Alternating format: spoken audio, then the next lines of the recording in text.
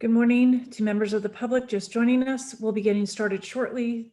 The Commission Secretary has opened the wait room, and as soon as I know that everyone has joined, we'll get started.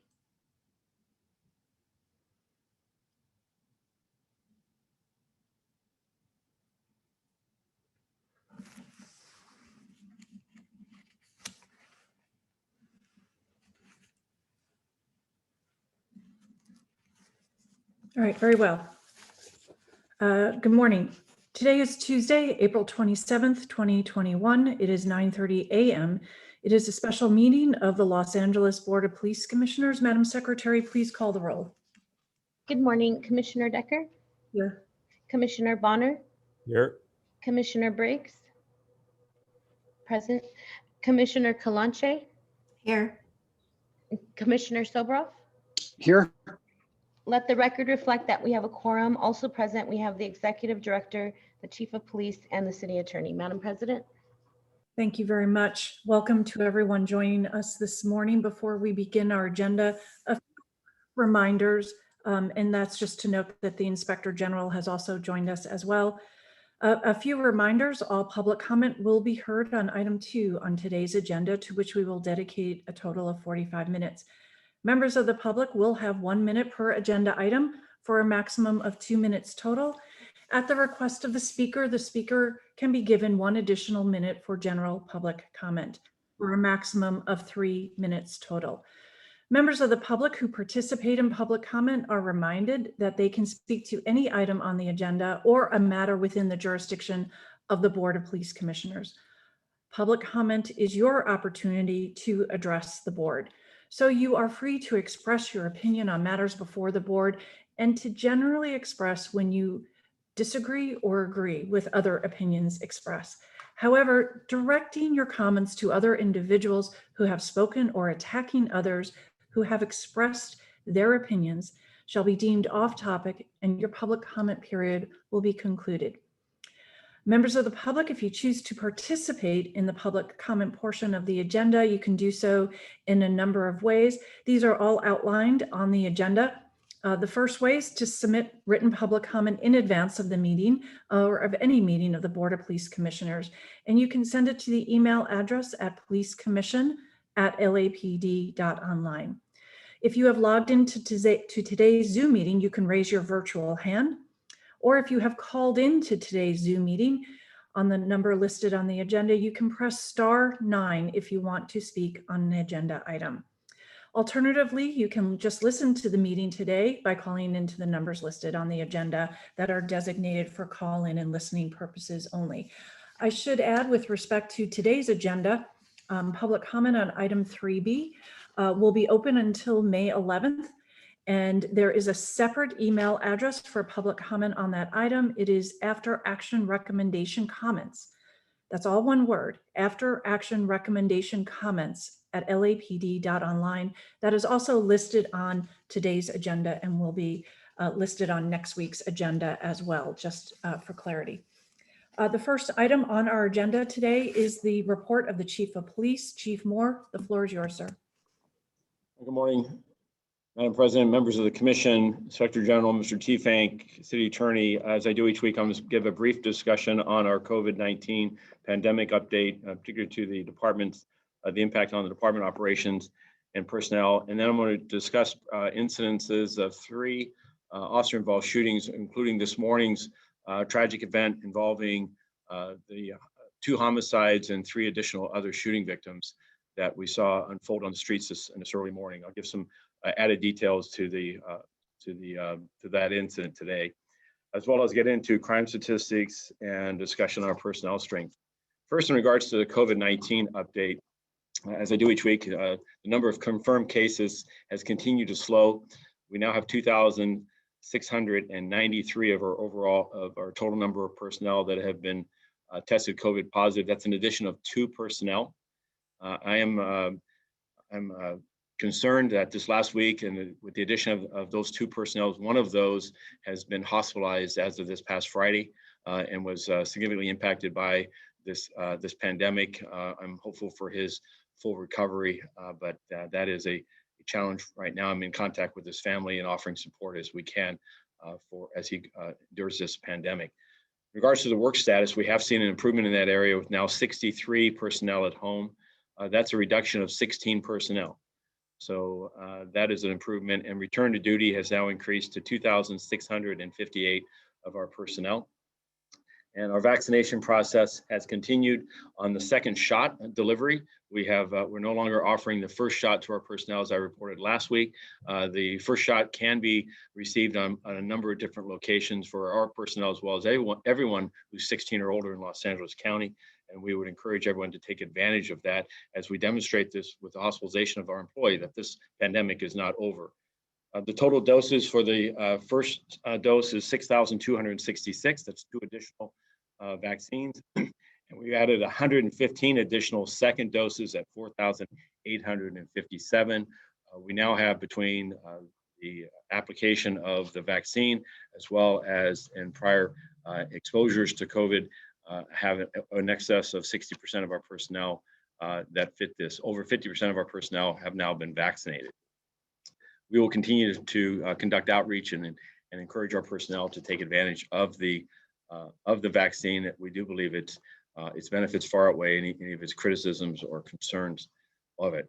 As I mentioned earlier, my incidents, I'm going to limit my remarks to officer-involved shootings, including this morning's that occurred in the aftermath of a shooting spree. The first one, though, was in the North Hollywood area, and on the 23rd of April at approximately 2:25 in the morning, North Hollywood patrol officers responded to a radio call of an assault with a deadly weapon suspect who was armed with a knife in 5200 block of Whitsett Avenue.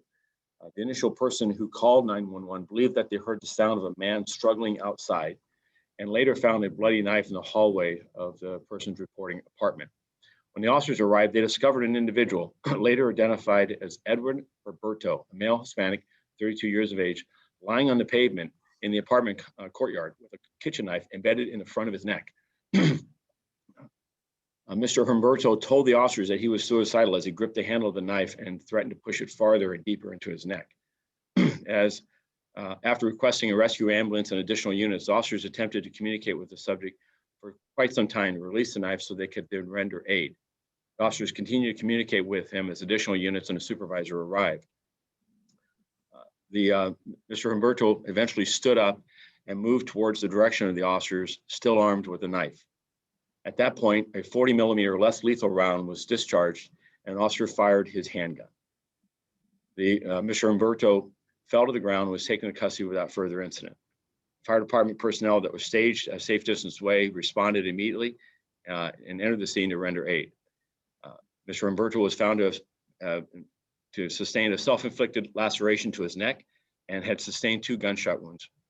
He was ultimately transported by a rescue ambulance to a nearby hospital where he underwent surgery and is expected to survive. Fortunately, no officers or anyone else was injured during this incident. 2 large kitchen knives were recovered at the scene. And Force Investigation Divisions, those detectives responded to the scene and are conducting this investigation of this incident. On the second event, this past weekend, involved an officer-involved shooting in the Hollywood area.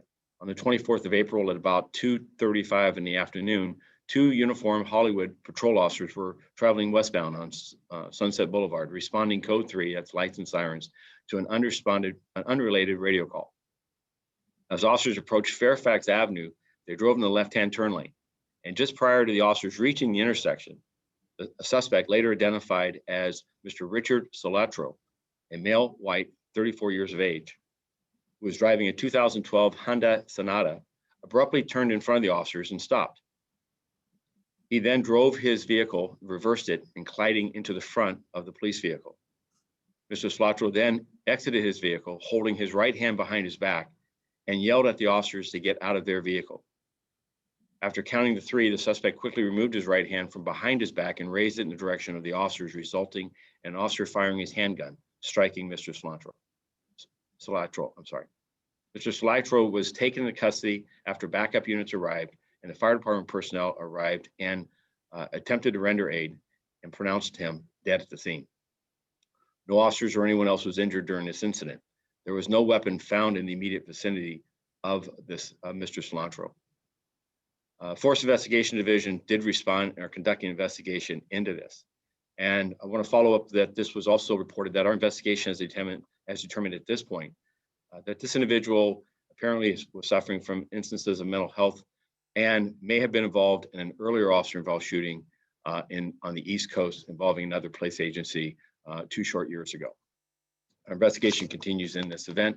Obviously, as we do in each of these instances, this will be investigated, brought before me for a recommendation to this board as to the findings and ultimately the board's findings as to the actions of the officers involved in this use of force. Regarding this morning, this information I'm providing is very preliminary. It is, however, the results of having a discussion with all the investigative units that have been involved to this point. It's a disturbing incident of a shooting spree involving 5 separate instances, 2 of which resulted in homicides, 2 additional shooting victims, and an additional victim who we believe was shot at by this suspect. The first incident occurred approximately at approximately 55 minutes after the midnight hour, so 5 minutes to 1. There, Southwest officers were flagged down by a CHP officer in the area of northbound Figueroa at Exposition. We believe at that point that an individual that was in a white Jeep pulled alongside our first victim who was traveling northbound at Exposition and fired multiple rounds into the victim's vehicle. The victim sustained a gunshot wound to his head. He was a Korean speaker and officers were working with him to get the details of this event. Fortunately, inside of his victim's vehicle was a dash cam that captured a portion of the incident, including the identification of a license plate. The officers put out a broadcast relative to that information. The CHP officer also that had flagged down the officers had witnessed the shooting and had stayed there to assist the victim. Almost simultaneous as occurring at 1:05 this morning in the area of Figueroa and 28th, officers learned of a second shooting. This involving a male, Hispanic, who was killed in this incident, and also a woman who was with him, identified as a female Hispanic and recent newlyweds. These 2 individuals were waiting in line on a Starbucks drive-thru when the suspect's vehicle drove alongside and then backed into the victim's vehicle, causing a slight collision. Then the suspect then moved his vehicle alongside our victim's vehicle and began shooting into the vehicle, striking the husband and causing his death. The suspect then fled that location, again in this white Jeep Cherokee with tinted windows. We do believe there was a verbal exchange between the individual and the individuals in the vehicle. However, I don't have information relative to the contents of that discussion.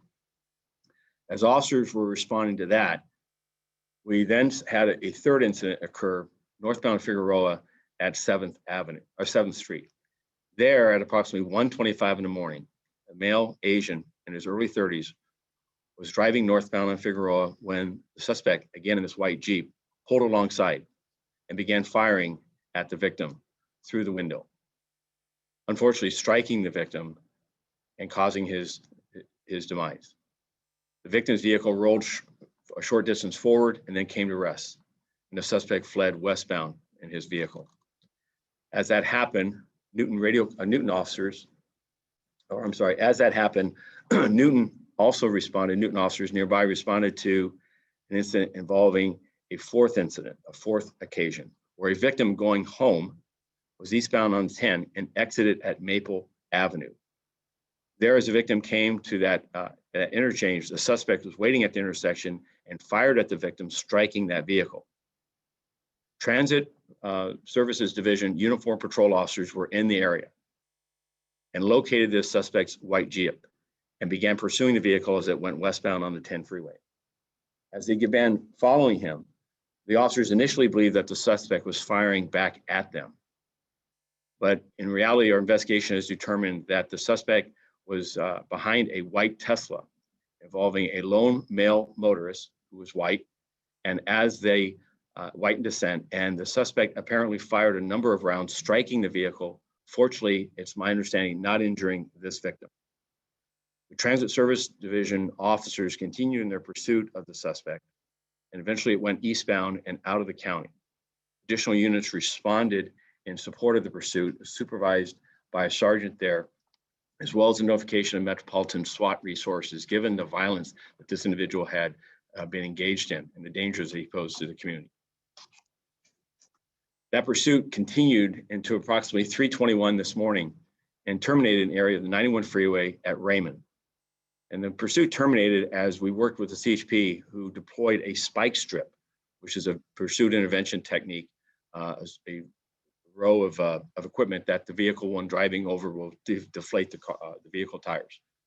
So the vehicle came to a stop, and at that point, SWAT vehicles were also present and pinned the vehicle in, physically locking it in so it could not escape that location, and began a series of crisis negotiation communications with the suspect. While I won't go into the details of that conversation, there was an ongoing active effort to have the individual surrender and his refusal. From that conversation, the suspect then began firing at the SWAT officers through the front windshield of his vehicle, and a lone officer returned fire. A second volley, it's our understanding, occurred after that by the suspect, resulting in a second return fire by the same officer that had initiated the first volley. The suspect was struck and later determined deceased at the scene. An initial review of the vehicle has recovered a handgun, we believe, that was involved in all these earlier assaults. The vehicle has not been searched for any other evidence, as well as we have investigative efforts before us, including primarily the motive behind this. What drove this individual, or what influenced this individual to these violent acts this morning? That will include outreach and engagement with family members and others for the background of this individual, as well as witnesses at the scene, and as well as video evidence and other evidence that we've gathered already and will be gathered in the hours ahead. We'll also be looking to understand if this individual was involved in any other violence in the community prior to this morning's incident. We are working closely with the Orange County District Attorney's Office, as well as the California Attorney General in this investigation. Force Investigation Division is on scene. We have activated Robbery Homicide Division to oversee the multiple murder investigations that has sprung from this event. And those investigative entities will work together as a pursue to understand what led to this morning's violence.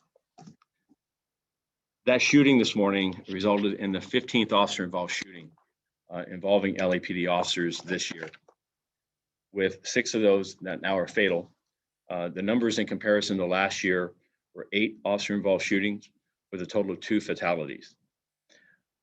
These are increases both over our last year numbers, as well as increases over our 4-year average. As a reminder to the Commission, we are finalizing our 2020 use of force report. And with that report that we brought before the Commission in early May, is my expectation, will include an analysis of the first 4 months of officer-involved shootings that has gotten us to this point, as to any patterns or observations we have with these increased numbers. Regarding crime, our Part 1 crime has continued to see a decrease of a 6.4% reduction. The reductions are occurring in our burglaries, our burglary, theft from vehicles, and our personal thefts, as well as robberies and sexual assaults. Increases that we're seeing continue to persist in shooting victims and homicides. We have 108 homicides this year, not including this morning's double, and that's versus 83 last year. That's 25 additional homicide victims. This before this morning's events, we have had 445 shooting victims versus 257 last year. It's 188 additional shooting victims, which is a 73% increase. The factors driving this increase overall, notwithstanding this morning's shooting spree, has been gang violence, as I reported earlier, as well as persons experiencing homelessness, and also the interchange between gang violence and homeless encampments, where we've seen an increase in retaliation and in disputes involving persons experiencing homelessness and narcotic sales and distribution and other types of gang-related disputes that will occur from their activities. As I've said before, our efforts in regards to quelling this violence continues to be not just the arrest and investigation and pursuit of those responsible, but working with our gang reduction youth development providers. I'm encouraged by the mayor's announced budget for this next year that has additional money set aside for additional grid resources, street workers, community intervention workers, as well as other supportive services. I'm also thankful that is a budget proposal that will be going before the council this week. I'll be before the Budget and Finance Committee on Thursday. Provides for a bare bone budget, essentially the budget that this commission approved and forwarded to the council this past November, that I believe will provide for the ongoing staffing and needed resources for us to safely provide for the security and safety of our communities in which we're serving. Lastly, in regards to personnel, personnel strength remains at 9,574 sworn personnel and 2,791 of our civilian personnel. We have 395 reserve officers, and we have approximately 2,183 volunteers. And that concludes my report, and I'm happy to respond to any questions or concerns. Thank you for that report, Chief.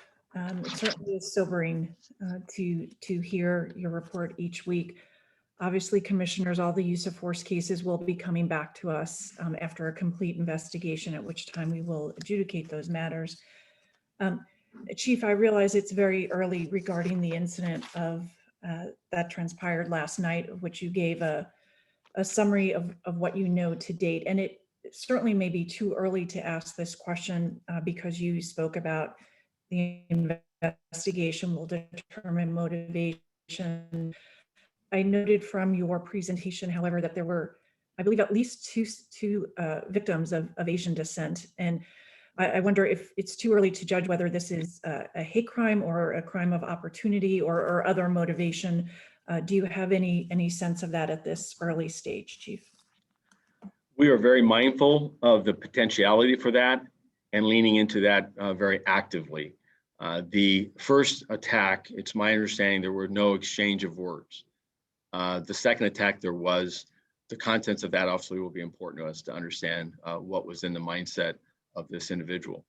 But we're very aware that 2 of our 5 victims were Asian. There were 3 Hispanics and 1 Caucasian. And we'll pay close attention as we, in the coming hours of this investigation, do an effort to determine motivation. Thank you, Chief. Commissioners, further questions of the Chief of Police?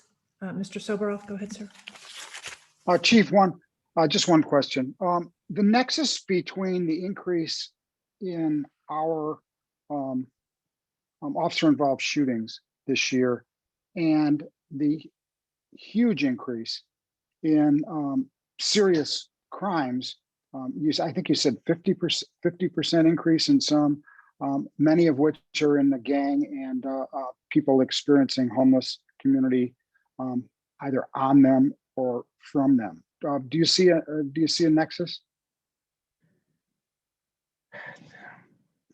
No, I don't think. I mean, my gut says that the increased number of violent acts that are out in the street does have an impact in the conflict and the turmoil and the actions that may result in us resorting to deadly force. But as you know, each of these instances are judged on the merits of and what is known to the officer at the time he or she just utilizes force, any force, including deadly force.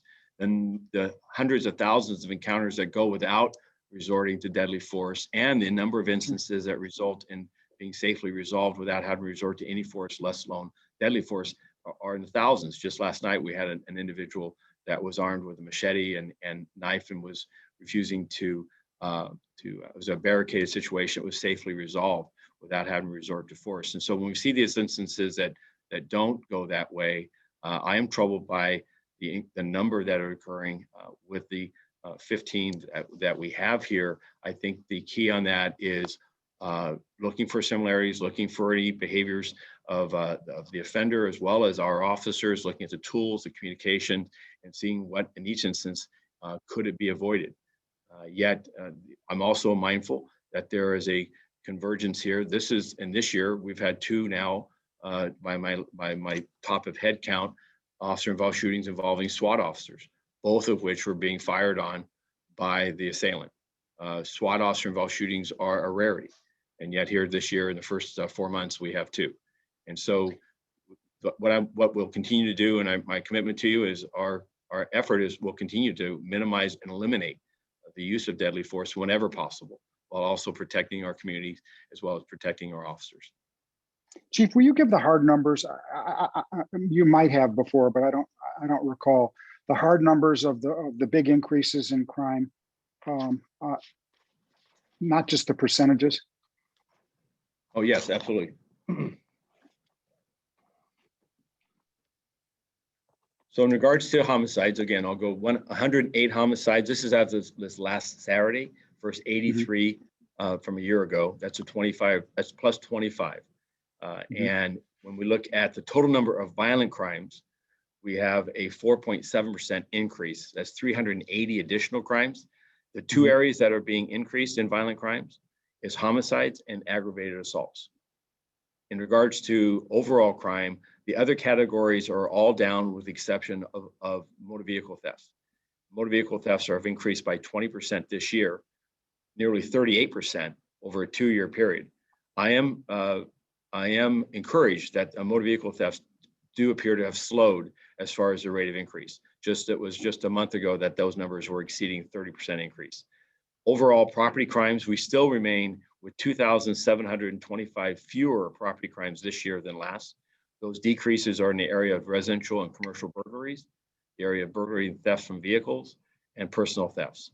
The 27% reduction in personal thefts, I believe, is a direct correlation to our retail markets and the closing of our society. Overall, we have a 6.4% reduction still, but what we're focused on is, and what we're always focused most primarily, is our violent crime instances, where the increase in numbers of victims shot, 445 victims shot year to date versus 257 last year. Yeah. That's 188 additional shooting victims, which is a 73% increase. That, as we look at that, we see the primary motives or drivers of that is gang-related homicides and shootings. Gang-related homicides are up 44%. They represent just under half of our shooting victims today, and 41% increase in victims that are shot that are what we believe to be a gang-related shooting. The other area of this was an increase in persons experiencing homelessness. These are victims that we've also seen an increase in homicides, and those numbers are a much smaller percentage. I don't have that number in front of me. I believe it's 28 versus 16 from last year that make up the proportionality of our shooting victims. So that is also an increase, and our efforts are continue to work with all of our service providers to encourage people to find shelter and to find alternatives to the public encampments and public spaces. Those remain dangerous in a number of different levels, not just personal health, but safety. And we believe that alternatives, the city must and the county must find additional resources to provide placements and supportive housing for people who are experiencing homelessness. Chief, on the officer-involved shootings, on the number, I think you said it's 15 this year to date. How many of those were we called into situations versus, called in by either other agencies or 911 calls, et cetera? So this morning, I'm not prepared to give you yes, we have track of all those numbers. I'm not prepared this morning to provide those. I will get that to you. For instance, this morning shooting was officers responding to a call. Correct. And yet Friday's shooting was responding to a call, and Saturday's shooting was officers that were confronted by an individual. Correct. That struck the vehicle. Okay. Thank you. No more questions. Thanks. Thank you, Commissioner Soberoff. Other commissioners, questions of the Chief of Police, please. Seeing no one opening their mic, Commissioner Bonner, sir, go ahead. Yeah, just a quick question about the shooting on the 91. Can you clarify again, given the location of the shooting, how that may impact the investigation from a jurisdictional standpoint? In other words, do you have? Yes. Yeah, so I'm sorry, I missed that, the 91. So the Freeway 91 determination point.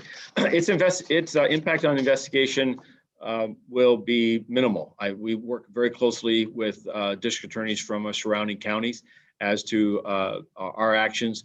Their investigation, the district attorney's investigation, will look into the actions of the officer as well as the suspect, and as to any criminal prosecution on either side. We will fully cooperate with the district attorney's office in their investigation of making that determination by providing them access to the scene, as well as their ability to interview all parties that are involved in their criminal investigation.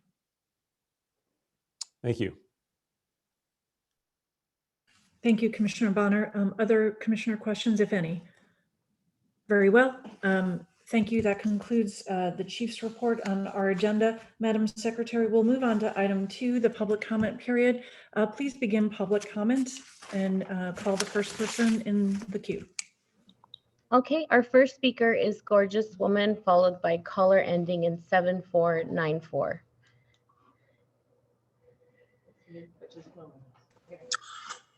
Item 1, 2, number 3, 4, 5, 6, 7. Okay, 3 minutes. Good morning, Chief. So today, I want to share something regarding the difference between the police and National Guard. So during the last year and this year, and well, maybe it's an ongoing thing, like every single month or something like that, I realized something. When the National Guard arrive on scene, I see all those looters and rioters, their behavior will automatically stop. However, when the LAPD respond to the looting and rioter, what I see is that those looter and rioter, they throw water bottles, stones, gears to the police. And then I think about this. Why does this happen? And then last night, I actually figured out maybe one of the possible answer for this. Because those looter and rioter knows those LAPD officers, they only use rubber bullet, they only use bean bags, they do not use lethal weapon. So by attacking the officer, they are safe. And then those looter and rioter understand the National Guard will not mess up, will not play around. The National Guard, they have the real gun, real bullet. Nothing is fake. So as a result, those criminals will always fear about the National Guard, not fear of the police.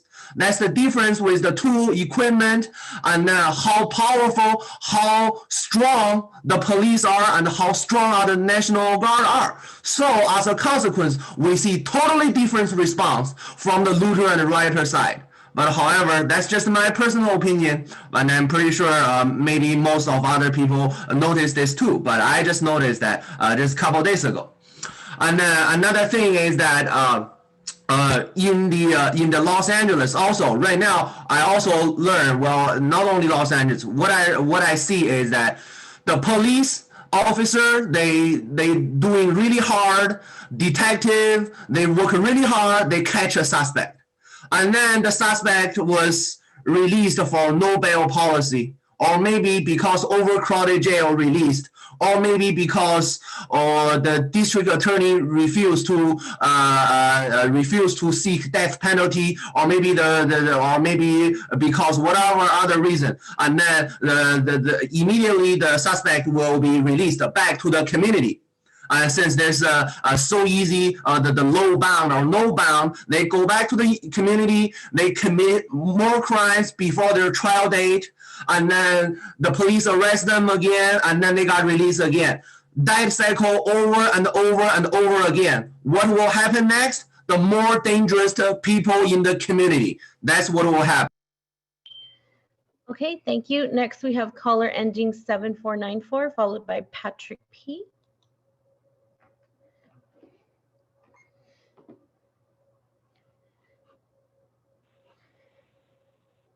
Hi, my name is Tyler Boudreau. Can you hear me? I hope so. Hi, yes. What items would you like to speak on? Hi, yes, I'd like to speak on the chief's report and general public comment. Okay, 2 minutes.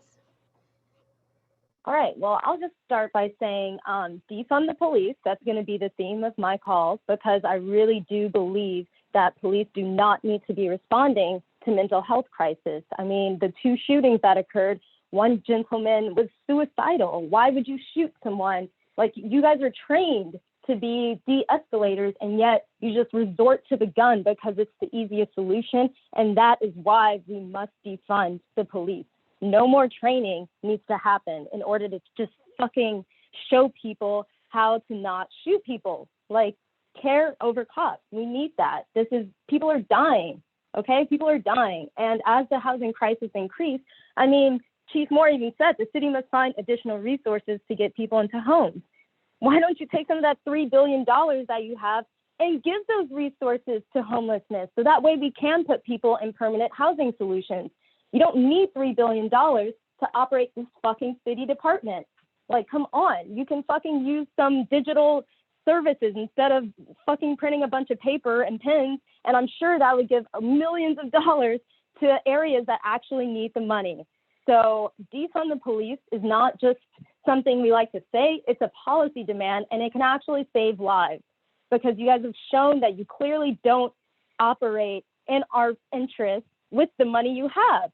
So why should we increase the budget when it's clear that with the $3 billion you have, you just continue to kill people? So defund the police. Shame on all of you, especially Chief Moore. We need to fire Chief Moore. He's clearly just leading and enabling this abusive and brutal department that is killing our people. He is a danger to this city.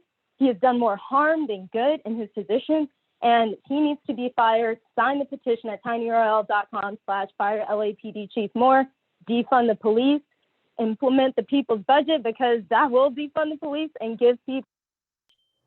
Okay, thank you. Next, we have Patrick P., followed by Jason R.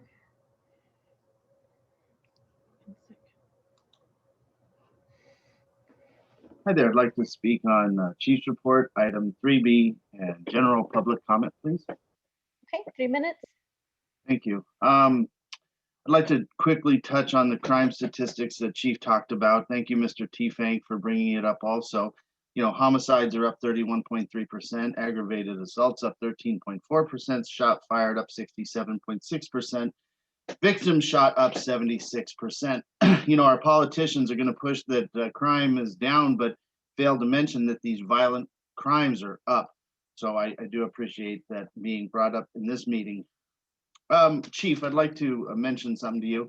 I do have lots of respect for you, sir. I completely support the LAPD, but I'd like to give some constructive criticism on recent social media posts that I find not to be in the best interest of the department.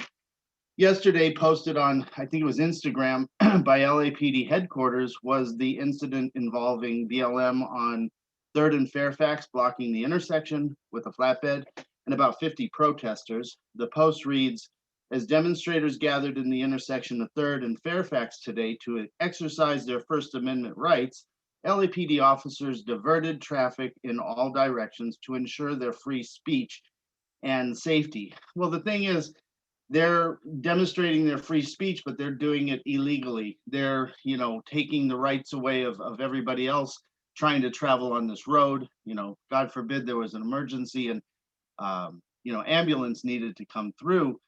With headquarters kind of glorifying this, you know, they're normalizing this and emboldening the protesters to do more. So I highly suggest that this kind of posting should not be coming from LAPD headquarters or anywhere from LAPD. The second posting I just want to mention, I seen it last night, and these are just recent ones I seen, is a share from our mayor, Eric Garcetti, talking about the Armenian, recognizing the president had recognized the Armenian genocide, which I totally respect our Armenian community 100%. But you know, LAPD playing politics, it's really got to stop. I don't think it's in the best interest of the department. I think LAPD need to take a firmer stance on social media. You know, these postings that are put up, they could have not been put up. They could have been educating the public on other things. I think this was just a waste, and it emboldens people to do more. Also, LAPD definitely should respond to comments on social media. Some comments I seen were good comments that could have been responded to. Obviously, the nasty comments, ignore them. I agree with that. On item 3B, I just want to mention the officers learned a lot during our riots last year. I think they did a great job with the tools that were given to keep the city safe, and LAPD definitely needs more tools. Okay, thank you. Next, we have Jason R., followed by Soylent Green. Hello?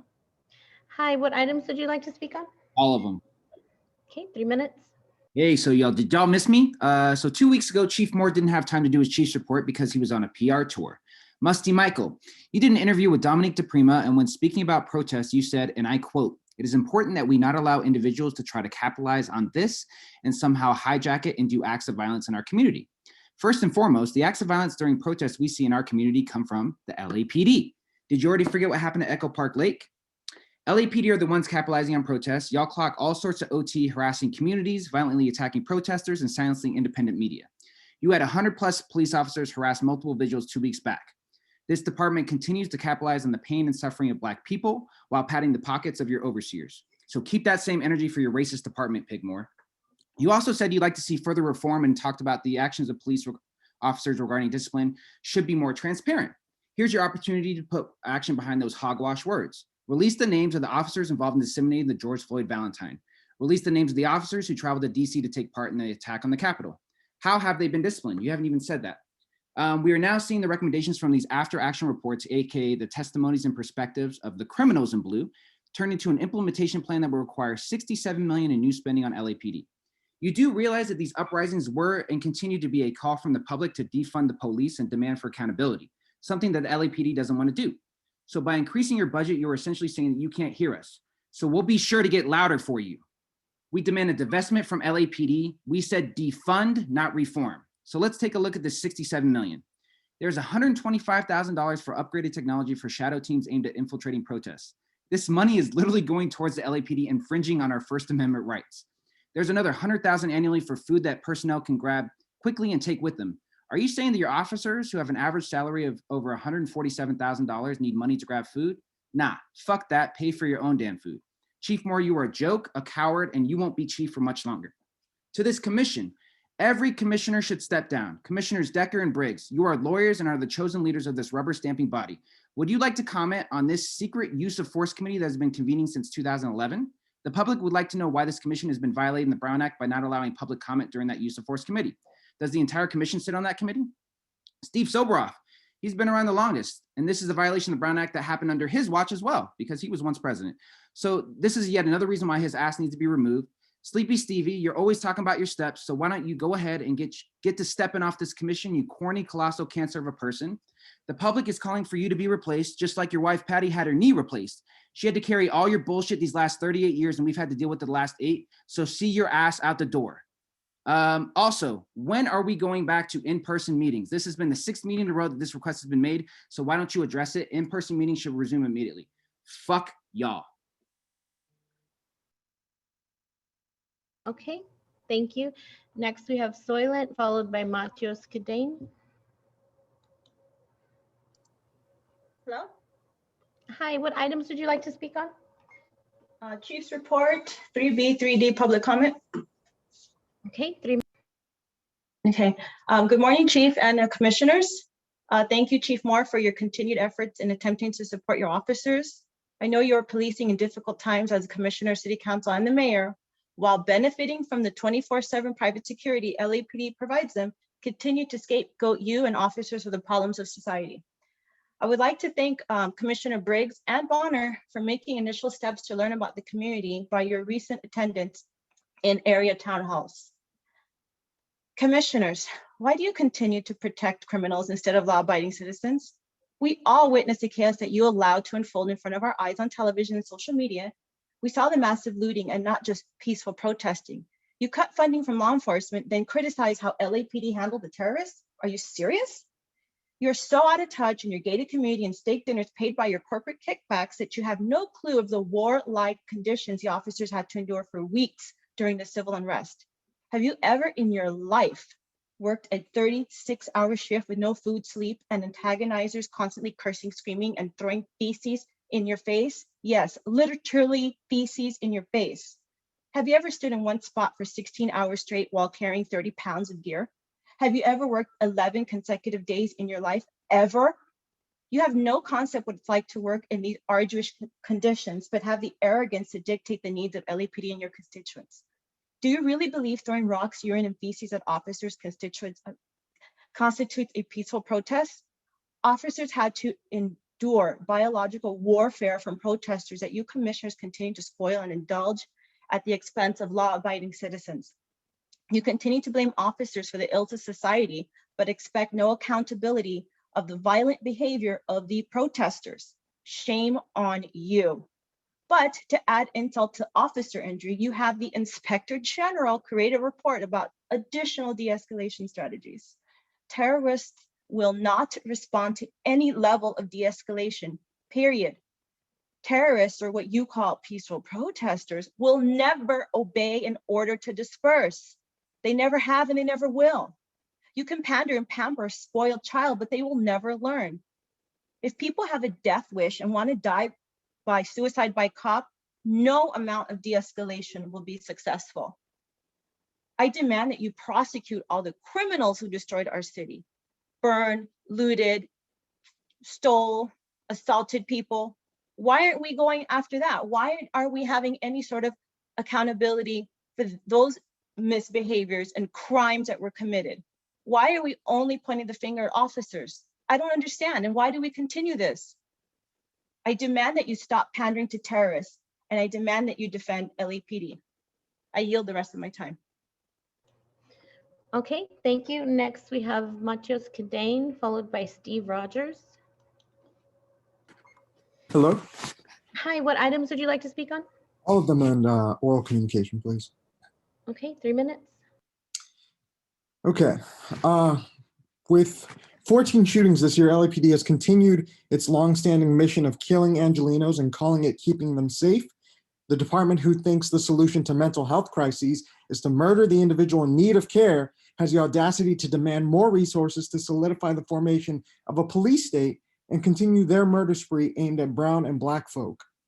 This includes an additional $800,000 for surveillance technology, nearly $500,000 for encrypted communication devices, and upgraded tech for shadow teams that infiltrate peaceful protesters. Also, $2.4 million to hire officers that will engage, quote, community members and leaders likely to organize and participate in First Amendment assemblies, unquote, which to my ear sounds like either initiating an intimidation campaign against Black organizers or bolstering the white supremacist lunacy in the alt-right that so many of your officers subscribe to. Quick aside, when will you name the officers involved in the Capitol attack? We haven't forgotten. And this also includes so this is in total 67 million in new spending for a system we know does not work, and a system that's effectively killing Angelenos, namely Black and brown Angelenos. And all of this comes at the heels of a clear and resounding public no to further investment in policing.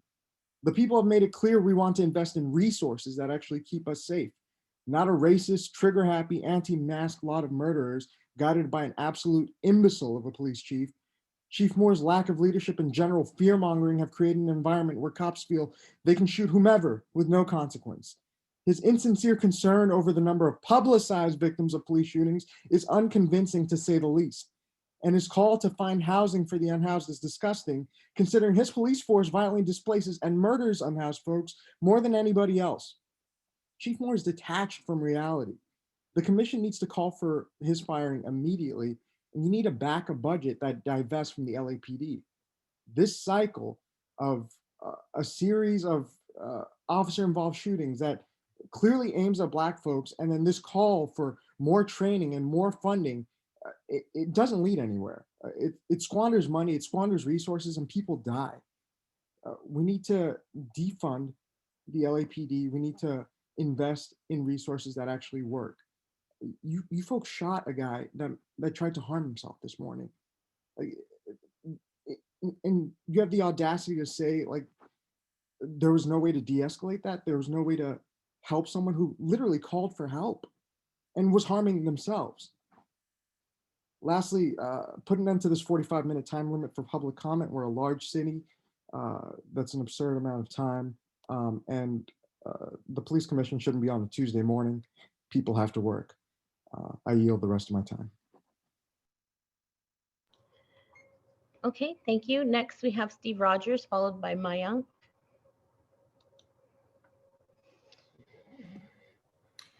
Good morning. I'd like to speak on items 1, 2, and 3. Okay, 3 minutes. First, I'd like to say I'm pro-police and I'm pro-community. And what I say is meant to be constructive and to help in achieving the reality of community policing. Last week, I brought up the issue of related to Asian hate crimes. Do we have officers in the different communities, for example, Little Tokyo, Chinatown, Koreatown, Thai Town, that can actually speak the language or have some kind of cultural fluency in that culture? And the deputy chief Pitcher gave a good answer, but I want that to be followed up on. There are places, I don't know if Koreatown has a substation, Little Tokyo has a Koban, which is a substation.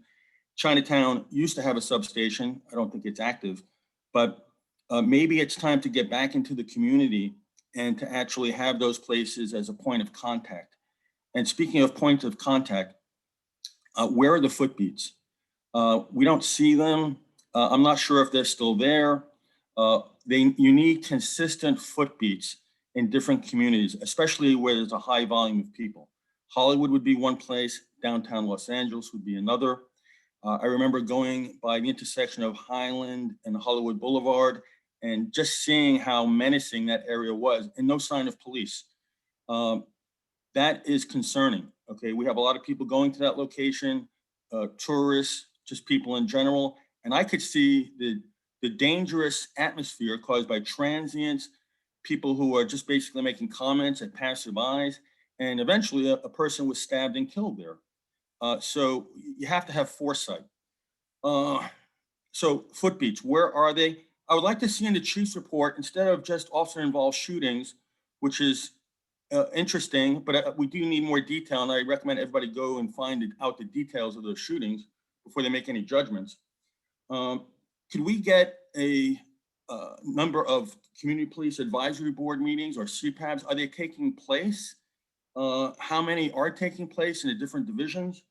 Also, neighborhood watches. I know we have a pandemic, but people can use Zoom. The department does have senior lead officers that should be able to do that, if empowered to do that and encouraged to do that by their supervisors. And maybe we need surveys, surveys from the public. What kind of job is the LAPD doing? I know there are a lot of people who are positive about the LAPD, and so am I. But then you hear the activists, you hear the revolutionaries talking about uprising. Keep in mind, those are professionals, and that is a minority of people. The people support you. I want prayers for Yao Pan Ma, a 61-year-old Chinese man who was brutally attacked by Jared Powell. And look up that incident if you can.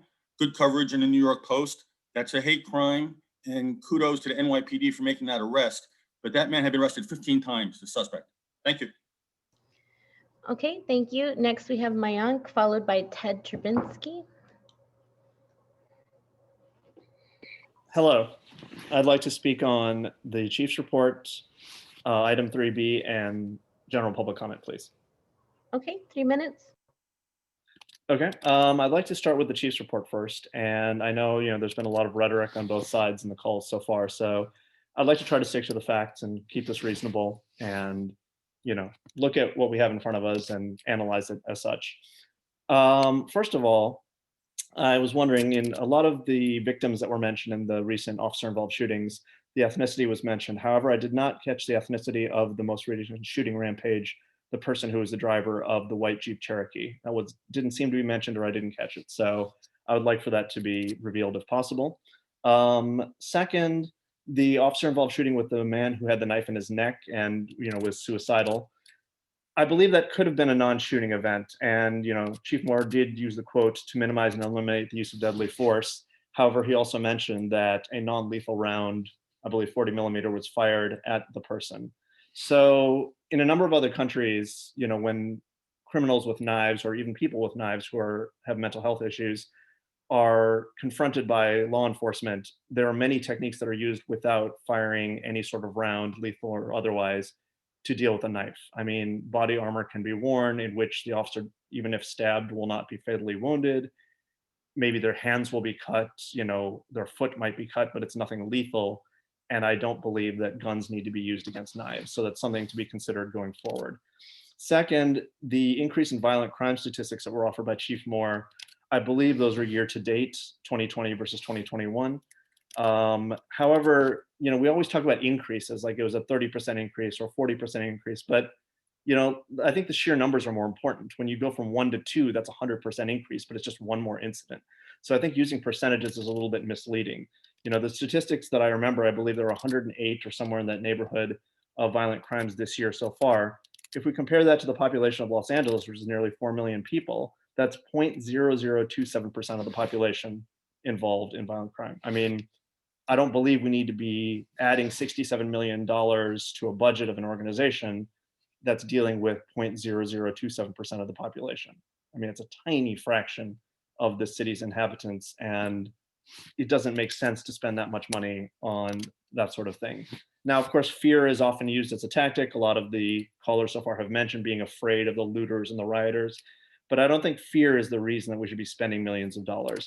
Finally, to that spending, things on like $663,000 for just bullets at these protest trainings, $53 million for the new trainings. It's a lot of money to be spent on an organization that hasn't proven itself to be able to handle confrontations well. So I would say the money would be better spent on other services, mental health services, et cetera. And finally, my last 5 seconds, I'd like to mention, yes, 45 minutes is too short for a city of 4 million people to offer genuine public comment. Okay, thank you. Next, we have Ted Trubinsky, followed by Zach Sherwin. Hello, commenting on the chief's report, item 3B and general public comment. Okay, 3 minutes. Great. Just want to first talk about the officer-involved shooting on the 24th on Hollywood and Fairfax, or in Hollywood on Fairfax and Sunset. I'm really disturbed by this. Another unarmed person going through a mental health crisis is executed in public by one of the officers. Richard Solitro Jr. should have received care instead of, the situation was escalated to his death, and I would really like to see the officer who executed Mr. Solitro to be removed from duty and ultimately removed from the force. I know this will be coming up in a closed session item someday. I agree that the Instagram post was super weird from yesterday. That was mentioned previously. I think it's bizarre and performative, especially considering that a week ago today at the Los Angeles Sheriff's Department press conference in front of the Hall of Justice, right about this time, as the press conference wrapped up and there were many protesters and news media on the street, I observed LAPD officers unblock the street from traffic and thus letting just traffic back onto that block while it was completely full of, again, pedestrians. I'm really unsure what the message is and how the LAPD is keeping people, both protesters and drivers on our roads safe. I really feel like, the only surefire way to prevent police escalation is to remove police from these situations, which is why I agree we need to be defunding. I think I'm confused why there's a separate email address concerning commenting on item 3B. I absolutely reject the 67 million. Again, we really want to see money moved away, not invested. Finally, I think 45 minutes is too short. I think we could have a better system to see who's in line for queue. I think often I get blocked from making a comment on this call. I feel really discouraged. I'm curious if the commissioners want encouragement, participation, if they want to encourage participation from the public, or if they're actually trying to dissuade the public from participating. I need the rest of my time. Thank you.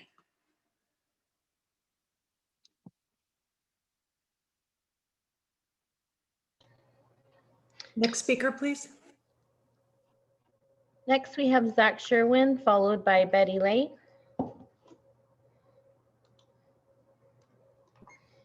Yes, I'd like to speak on all items. Okay, 3 minutes. Okay, so at this point, it's not even a controversial thing to say that the LAPD was raging out of control last summer. And now the chief is using it as a pretext to ask for more funding for the police department.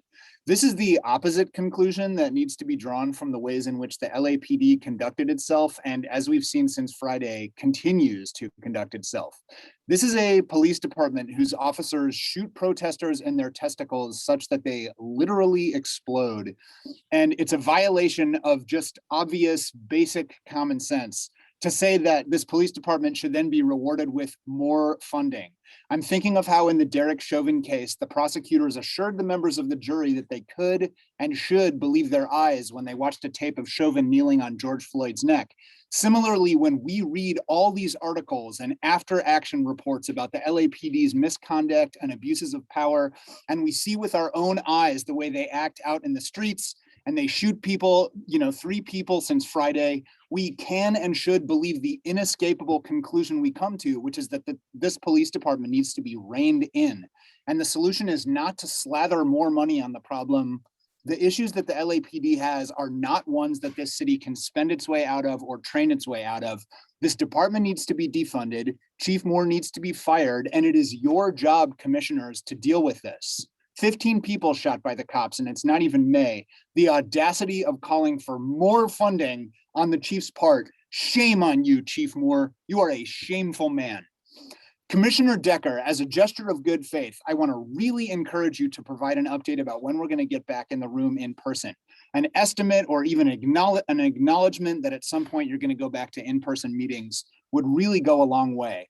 Also, just a small point, why are these meetings still called special meetings of the commission? They've been going on this way for over a year at this point.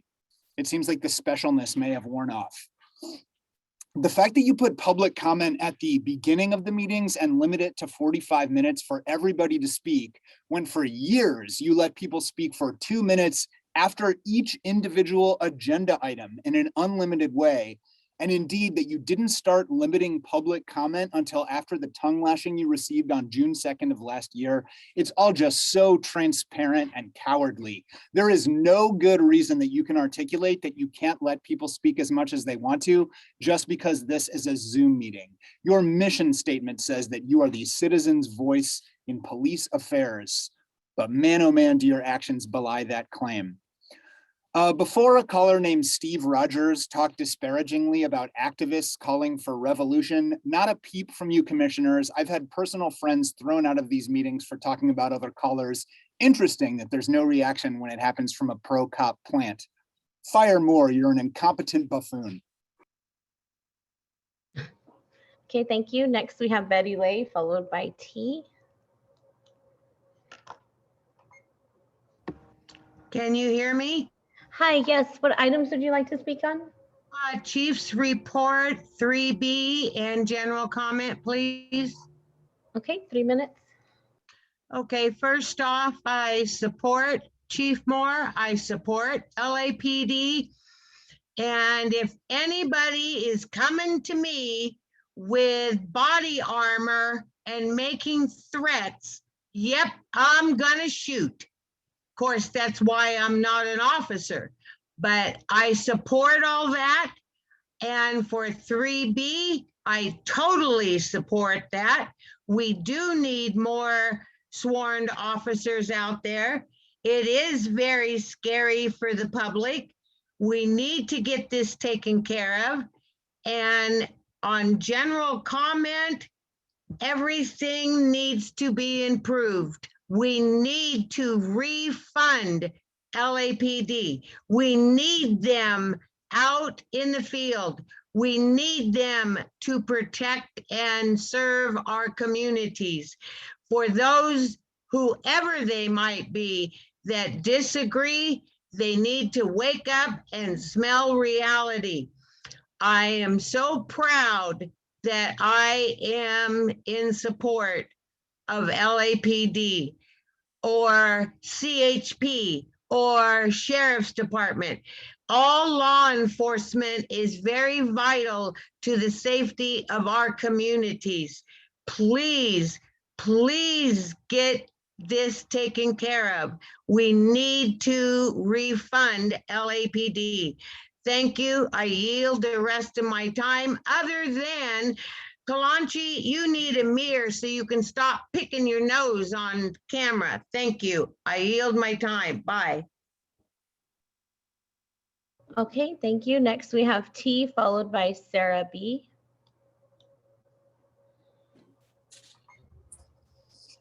Hello, Hi, what items would you like to speak on? all of them. Okay, 3 minutes. First off, I want to acknowledge that we're on indigenous land. This is Tongva, Keech, Hachiman, Tataviam, and Chumash land, stolen land. 500 years of colonization, oppression, police murder, and white supremacy. It's got to stop. Chief Moore said bare bones budget when y'all are getting $3 million. You don't need more money for training or reform. You don't even know how to de-escalate. Y'all have killed 20 people since George Floyd. And y'all present how this is some fair and balanced public meeting when public comment is limited to 45 minutes. How is that a true reflection of public comment when there's 4 million people in this city? This is biased, it's racist, and y'all have a well-oiled propaganda machine running here. You need to stop criminalizing the homeless. Chief Moore has the audacity to talk about housing when you're eating up $3 million of our budget. How about if some of that budget went to housing, mental health services, education, senior and youth programs? This is why we say defund the police. Y'all keep killing our folks with zero accountability. You want to talk about the people being criminals? What about police accountability? What about Gershario Mack? What about Waukesha Wilson? What about AJ Weber? What about Anthony Vargas? What about any of the families, John Horton? What about any of the families y'all have killed, their loved ones, and there's no accountability? And you want to sit up here and let these folks slam organizations and slam protesters out here. We're out here peacefully protesting. We're the ones being attacked by your violent, evil system of oppression, right? This needs to stop. It needs to stop. The LAPD has shot at least 14 people so far this year, killing 6. In spite of this, the board is proposing giving the department $67 million more for so-called reforms. They all should be resigned and be fired. Should fire Chief Moore. The LAPD has shot at least 14 people, killing 6. This board is proposing to give $6 million more for so-called reforms. Change the time also that you hold these meetings. 9:30 is a conflict of interest to the Board of Supervisors meetings and City Council. Constituents need to be able to speak on all these items and the 45-minute public comment. Police reform is just continually pushed and sold to the public as progress when we see it and time again. Anything but police reform is more police officers, more surveillance, more violence paid for by tax dollars. They're rooted away from programs. Okay, thank you. Next, we have Sarah B followed by Samantha. Hi there. I'd like to speak on items, the chief report, 3B, and public comment, please. Okay, 3 minutes. Got it. Thank you. So I first just want to say that last summer when I started listening to these commission meetings, I genuinely was trying to give the commission benefit of the doubt. I was like, man, this is just a big misunderstanding, you know. I'm sure they're trying their best. And I've since then been very disillusioned, of course, and very disappointed. And I feel like each police commission meeting I attend, I think like, man, this can't get more crazy than this, but it continues to get crazier and more ludicrous. The mayor's increased budget for LAPD, as well as Chief Moore's request for this budget, is again just more ludicrous as the police department's reign of violence continues in Los Angeles. As many callers have said, first of all, last year's protests are about demilitarizing the police and defunding the police. And LAPD responded violently and in gross ways, as all of us know. And yet, again, we are just rewarding them with more money to try to continue doing the mistakes that they've done historically. When you look at the decades of LAPD's history, this cycle continues over and over and over again. And I'm not sure why the commission thinks that this time it will be any different or will promote any more safety for our communities. As someone that is in my master's program studying public policy right now, crime decreases when there are more resources in cities and in communities, such as halfway homes, more education, access to mental health treatment, alternatives to incarceration, more housing. These are the things that decrease crime and increase safety in communities. We know this, and yet your perspective that is so pro-police just can't see that more police does not make communities safer. As we can see this past year, it promotes violence. It does not de-escalate anything. And we've, again, this whole decrease funding for police so that we can increase funding for other resources. You're literally just doing the opposite thing. Meanwhile, there's been nothing to create alternative responders to 911 calls or to create an alternative to 911. And you've done nothing to hold true to your promises that you made to hold LAPD accountable. I'm really disappointed. And last off, please stop limiting public comment. Secondly, I feel like we should change the days that these commission meetings are held so that people can also participate in city council meetings and also the LA County meetings. And I yield my time. Thank you. Okay, thank you. Next, we have Samantha, followed by MJ King. And Madam Speaker, that will likely be our last speaker, depending on the time taken. Hello, I'd like to speak on Chief's report and general comment, please. Okay, 2 minutes.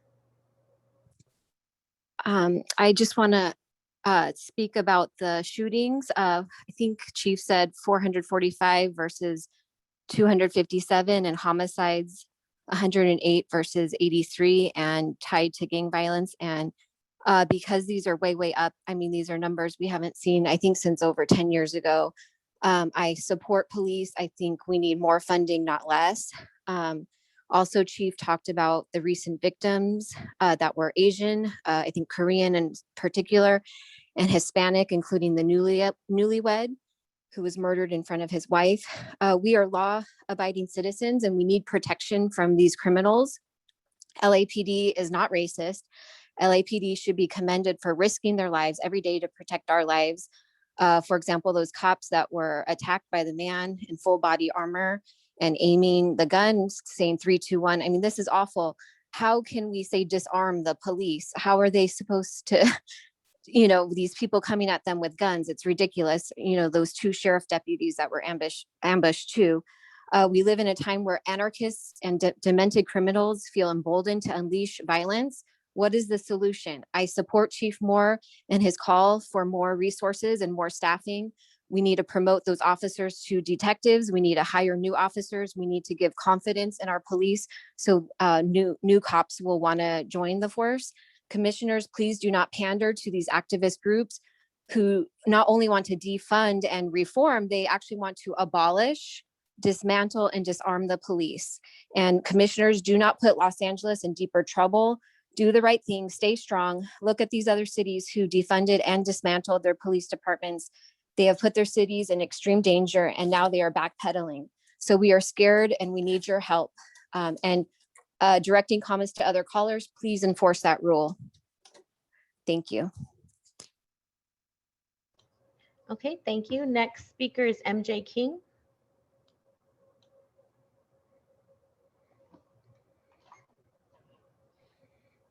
Yes, I'd like to speak on the Chief's report, item 3B, and public comment. Okay, 3 minutes. For the Chief's report, LAPD has shot at least 15 people so far this year, killing 6. In spite of this, the board is proposing giving this department $67 million more for so-called reforms. Chief Moore, a man told you he was suicidal, so you shot him. My thoughts are with Robert Umberto. You claimed Richard Salatro may have been suffering mental illness, and since he was unarmed, you slandered his name by suggesting he may have shot an officer years ago on the other side of the country to detract from your trigger-happy officers responding to someone in need. Lastly, using our unhoused neighbors as a talking point when your officers terrorize and violently sweep them around the city instead of offering them services. Keep our unhoused neighbors out of your mouth.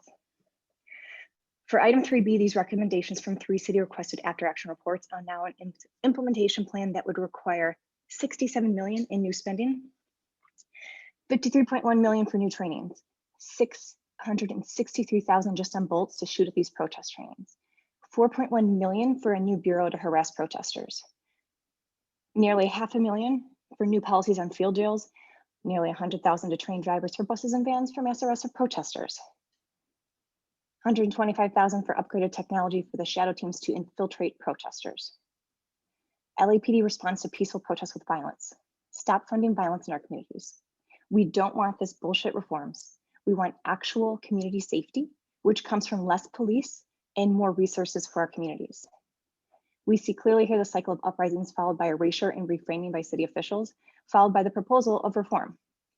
This reinforcement of LAPD through an investment in training and technology is exactly the opposite of what communities are demanding, especially as LAPD murders of community members continue. We demand a divestment from LAPD. My public comment is fire Chief Moore. Police reform is continually pushed and sold to the public as progress when we see time and again, it's anything but. Police reform is more police officers, more surveillance, more violence, paid for by our tax dollars, my tax dollars.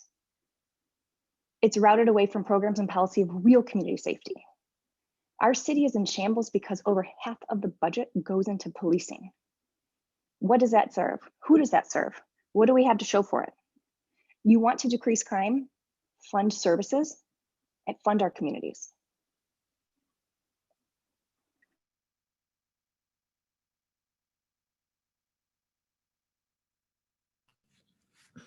Madam Secretary, I believe that speaker has concluded. That concludes public comment for today. That's item 2 on the agenda. A few quick responses to some questions that were asked. First, on CPAB meetings, they are continuing, many online. We are scheduled, by the way, to have some CPABs present to the commission in the very near future. I believe in May that will begin. These meetings continue to be called special because that is required under the Brown Act, so we will continue to do that. I do owe an apology to a speaker who was named by another speaker. I do apologize, my microphone would not unmute. I do try to encourage everyone to speak about their positions, to speak about other positions presented, and not to speak about individuals, and I will endeavor to get better on the unmute situation to ensure that that rule is enforced. And my apologies to the speaker or speakers who were specifically named today. Furthermore, just with respect to the question that's posed on open meetings, my colleagues, we will continue to monitor and adhere to federal, state, and local guidelines with respect to open meetings, public meetings, above all else. We and I will be careful to ensure that we protect the health and safety of the public, the commission staff, commissioners, and members of the department. The commission will continue to work with the department, the Information Technology Agency of the city, the General Services Department, and the city attorney to ensure compliance with virtual access, participation, and transparency. And when we return to occupancy levels in the commission room, we will remain consistent with COVID guidelines and regulations on room occupancy. In addition, we'll follow all CDC guidelines, governor's executive orders, Cal OSHA regulations, evolving guidelines offered by the state and county health officials. All of this will affect the physical and operational protocols and the timing of reopening and its accessibility to staff and members of the public. The actions and decisions of this commission and the executive committee of this commission on how and when we reopen the room will be guided by all that critical information from all of these federal, state, and local authorities. And we do appreciate everyone's patience as we navigate through all of this. I'd also like to just take a moment to extend my gratitude to the members of the public who adapted as we transitioned last year to this online environment and as we remain here. It has not been perfect, and being here, frankly, is a persistent reminder of the losses we have all suffered in the last year. We do look forward to returning to a level of normalcy, or perhaps it will be a new normal, at the appropriate time. To those who have found the online environment easier and more conducive to participation, we will endeavor to not leave you behind either. We recognize that the last year has afforded many more people the opportunity to attend these meetings, although virtually, and we will work to allow for that continued participation. I would like to extend my thanks and great appreciation to the commission staff under the leadership of Mr. Teefank and the members of the department's ITV under the leadership of Chief McMahon. They have been exceptional in transitioning us to the online environment and our continuing technological challenges and helping us adapt to this environment.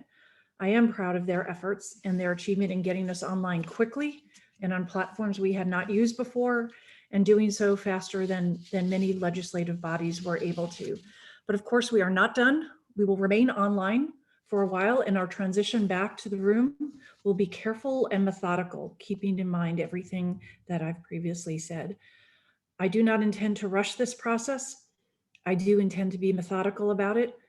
And after the last year, my number one priority, and the priority I know of my colleagues on this commission, will be to do everything to protect the health and safety of everyone involved. With that said, I'd like to turn to our regular agenda. We have first up item 3A, verbal presentation and discussion by representative of Peace Over Violence regarding Denim Day in honor of Sexual Violence Awareness Month. Denim Day, as I think everyone knows, is tomorrow, and we have with us, and I'm very pleased to welcome to speak with us today, Ms. Yvette Lozano, and I hope I pronounced your name correctly, but please feel free, ma'am, to correct me, and welcome, and we look forward to hearing your presentation today regarding Denim Day and Sexual Violence Awareness Month. Thank you very much for being with us today. Thank you so much, Commissioner Decker, everyone in the community. Good morning. I hope everyone's doing well. Yes, my name is Yvette Lozano. I'm the Chief Program and Operations Officer at Peace Over Violence. And for 22 years now, in the month of April, in honor of Sexual Assault Awareness Month, Peace Over Violence brings awareness on how we can prevent sexual abuse and support survivors. Denim Day is a campaign that was created again 22 years ago. And this campaign began after a ruling by an Italian Supreme Court where rape conviction was overturned, because the justice on the case felt that since the victim was wearing tight jeans, thereby she must have helped the person that was committing the crime who raped her by removing her jeans. They're implying that the rape was consensual, or that was consensual. The following day, the women in the Italian parliament came to work wearing jeans in solidarity with the victim. Peace Over Violence developed Denim Day campaign in response to this specific case to work to really bring awareness and really educate community members. The reason for the campaign is to really acknowledge and to prevent victim blaming or any destructive myths that are surrounded by sexual violence in this movement. As the longest running campaign in California and now nationally, it started locally. We now have been doing this for 22 years with collaboration and partnerships with other organizations, community members. So we ask our own community members, our elected officials, our business and student partners to make a social statement with their fashion statement by wearing jeans tomorrow, Denim Day, April 28th, in protest against the misconceptions that surround sexual abuse. Peace over Violence has been in existence in the Los Angeles area for 50 years now, providing services to survivors of domestic violence and sexual abuse. We know that sexual violence is one of the most underreported crimes, along with domestic violence. In our collaboration with law enforcement, other rape crisis centers, social service agencies, has been to really work on the response, a trauma-informed response to provide support for survivors who are out there, maybe who have not reported or who have reported. Our role as advocates is to be there to support and really making sure that the victims are treated fairly and appropriately. So why Denim Day? Why we have this campaign? It's basically a call to action. We want to really make sure that we bring awareness on this issue of sexual violence and prevent sexual violence in our communities. We want to make sure that we recognize that no one ever asked to be sexually harassed, abused, or assaulted or raped ever. We want to make sure that survivors out there know that they're not alone. We support survivors, we believe survivors of sexual abuse. Every year, not just in April, but every year we bring awareness on this issue and ensure that we challenge any victim blaming statements that are out there. This call to action is really to take advantage of making sure that we educate about consent. Consent is mandatory and in every sexual interaction, and we must be, there's no excuse. We have to educate ourselves on what it needs to be or give consent. We need to engage in healthy relationships. We need to pledge to never commit or condone any acts of violence and educate our youth, our children, our community members, our friends, our co-workers. If anyone is out there who has experienced sexual violence, sexual abuse, please know that there are many local rape crisis centers out there supporting survivors via 24-hour hotlines, crisis intervention, support groups, counseling. You are not alone. If you or someone you know has experienced sexual abuse, we encourage you to provide a hotline number, which I'm going to hand right now. It's 213-626-3393. Again, 213-626-3393. We have trained counselor advocates that are available to provide support, listen to survivors, educate them, provide advocacy, and just support them through the process. I know through our sexual assault response team, we work collaboratively with LAPD and many other law enforcement agencies. And we ask all our community members in the Los Angeles area for tomorrow that you wear your denim and support survivors in solidarity. And we hope that we will see all these interactions and Jeans and everyone supporting this effort tomorrow, Denim Day, April 28th. Thank you. Thank you so much. In addition to the material you provided, my recollection in the past is that organizations can go to your website and sign up to indicate that they are supporting Denim Day and participating. Can you explain again the right way for people to do that? Absolutely, yes, thank you, Commissioner. We have a website, denimday.info.org, denimday.info.org, where you could register. There's a call to action kit. We have merchandise that will be sent to you if you are interested in supporting this effort. People, any campuses, businesses, community members can sign up and just enter your name, your organization, if you're part of an organization. And our purpose is to really just kind of take account and knowledge of any of our community members that are participating and bringing awareness on this issue. Whether you talk to your neighbor about it, or you talk to your friends or family members, that is the call to action that we like to see as well.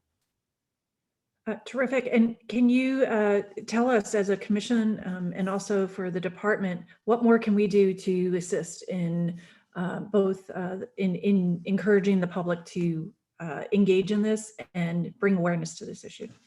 Yes, Commissioner.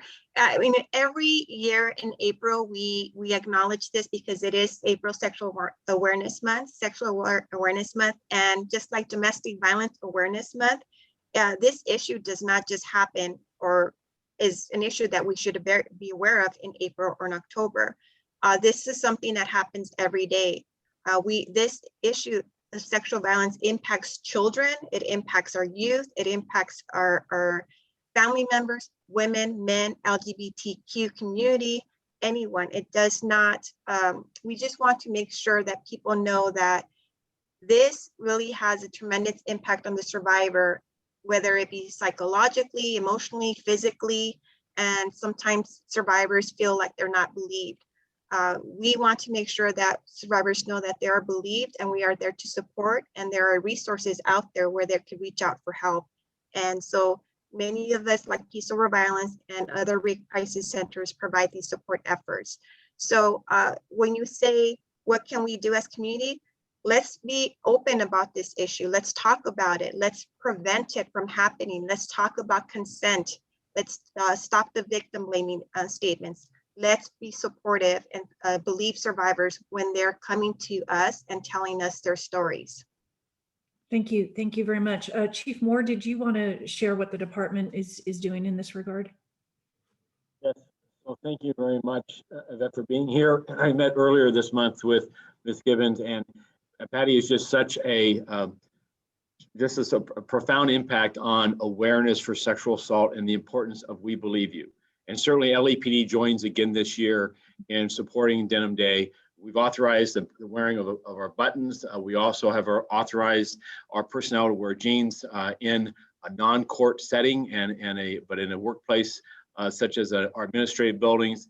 And it's not just the symbolism of that. We think it's critical that victims of sexual assault understand that law enforcement has evolved and has grown and matured. And it wasn't so long ago in my memory that the questions of credibility of the victim were far too often a point of an investigation rather than a fair and unbiased pursuit of the truth, and understanding and identifying everyone's involvement in holding those who commit sexual violence accountable by bringing them before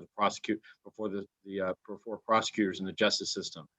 We recognize the criticality of a decade ago, the investment of this commission, as well as our police foundation and our city leadership in eliminating the backlog and ensuring that sexual assault backlogs would never again be an experience of LAPD, and that we would test all kids, regardless of the identity of whether the identity of the offender was known or not. So this is yet another chapter. This is an interesting time. I participated in a bit of a video vignette the other day that keeps us from having our traditional presentation across the street in City Hall South Lawn.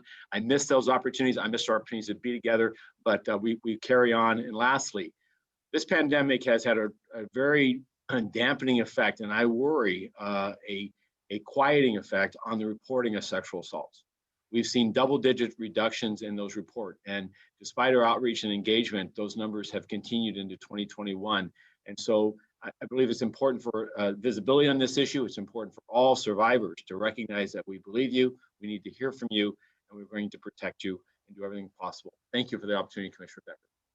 Well, thank you both for bringing greater awareness to this issue, and of course for the work that Peace Over Violence does every day. Commissioners, if you have any questions or comments that you'd like to make, I'll just open your microphones and I'll turn the floor over to you.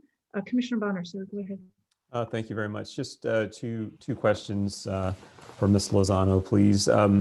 One is, can you describe, is this the issue generally, but also the issue of being believed, victims being believed, is there any evidence of that being any greater in any part of our society or culture than others, or is it what you might think of as a universal challenge that transcends class and race and education and so on?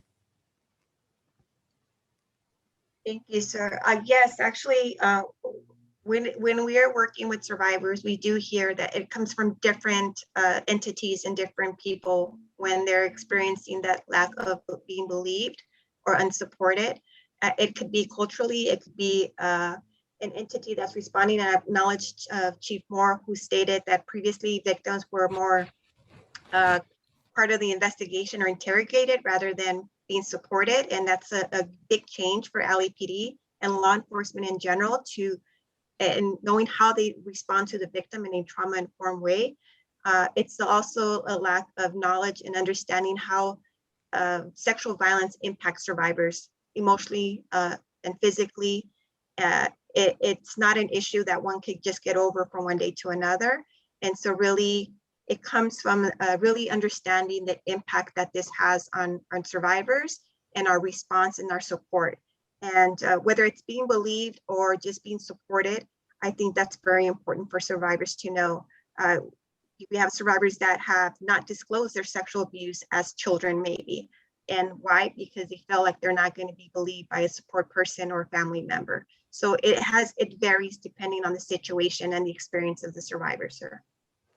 And the other question that comes to mind also is, and you were mentioning that on the issue of not being believed. You know, sometimes I think people have the impression that if someone who's been victimized in some way will present in a certain way or another. So you may have one person who is, very incapable of functioning, and someone at the other extreme may go to work and tend to the family and so on.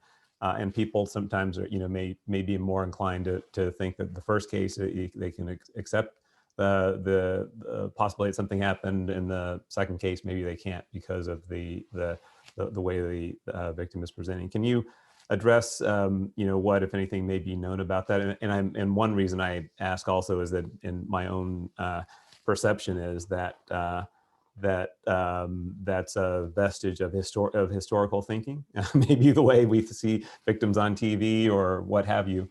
But has the collective awareness evolved any much beyond what it was some years ago? I believe that the concept is that people assume that a victim will respond or react a certain way after rape or assault. Every situation is different. When we talk about rape or sexual violence, it depends on the type of abuse or incident that was that the victim experienced. So no one victim is the same. Every victim will react or respond differently. Some victims will have history of trauma and really understanding what that trauma came from, whether it's a historical trauma, generational trauma, it all depends. And it's important that when we're working with survivors, that we allow survivors to really tell their story and really acknowledge that maybe that person has dealt with different types of abuse or different types of experience in their lifetime. So when we're asking about the reactions, it depends. It's our brain. We react differently to a crisis. Our responses is different. There's a fight, flight, freeze reaction. And afterwards, it depends also. Different survivors have night terrors. We have flashbacks, PTSD, traumatic, depression, anxiety. So to my point, not all victims react or respond one way. And we really are working to ensure that survivors know that we are here to listen and really validate the experience that they've been through, whether that it's that one incident or maybe others that have happened in their lifetime. We never know where survivors or what survivors have experienced in their lifetime. Mm-hmm. Well, I'm certainly sorry that that the service and the efforts are still necessary in the way that they are, but also appreciate all of the good work that you're doing. So thank you for being here. Thank you so much, sir. Thank you for asking all your questions. Thank you, Commissioner Bonner. Any further questions from commissioners? I don't see. Oh, Commissioner Briggs, sir, go ahead. Lozano, thank you for coming on today and explaining about Denim Bay. I had not heard about it until Commissioner Decker brought it to my attention, but I do know that in the past, my firm and others have supported the Rape Foundation as well as the Stewart House, as well as Time's Up organizations. I know at one point in time, I don't know if it exists today, but at one point in time, there was a huge backlog of rape kits that had not been processed. Do you know whether or not that problem has now been taken care of? you know, there was a lot of reasons for it, but I just, has that backlog been taken care of so that those who were questioned about whether or not they were raped actually have now been processed and gone forward and perhaps have had their day in court? Yes, sir. I could attest to that because LAPD in specific has cleared up that backlog. I was part of that. And the best thing about this is that LAPD included advocacy agencies, rape crisis agencies in this issue to really hear from us about why.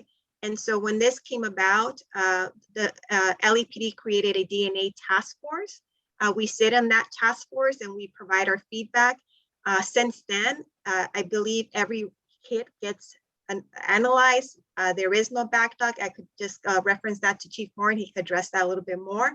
But the fact that LAPD took upon themselves to create this task force and bring in rape crisis centers and the voices of survivors and acknowledge what had happened without informing victims of this issue was fixed immediately. I mean, it took time, but to date that I know of, it is really being effective. Victim survivors are being notified.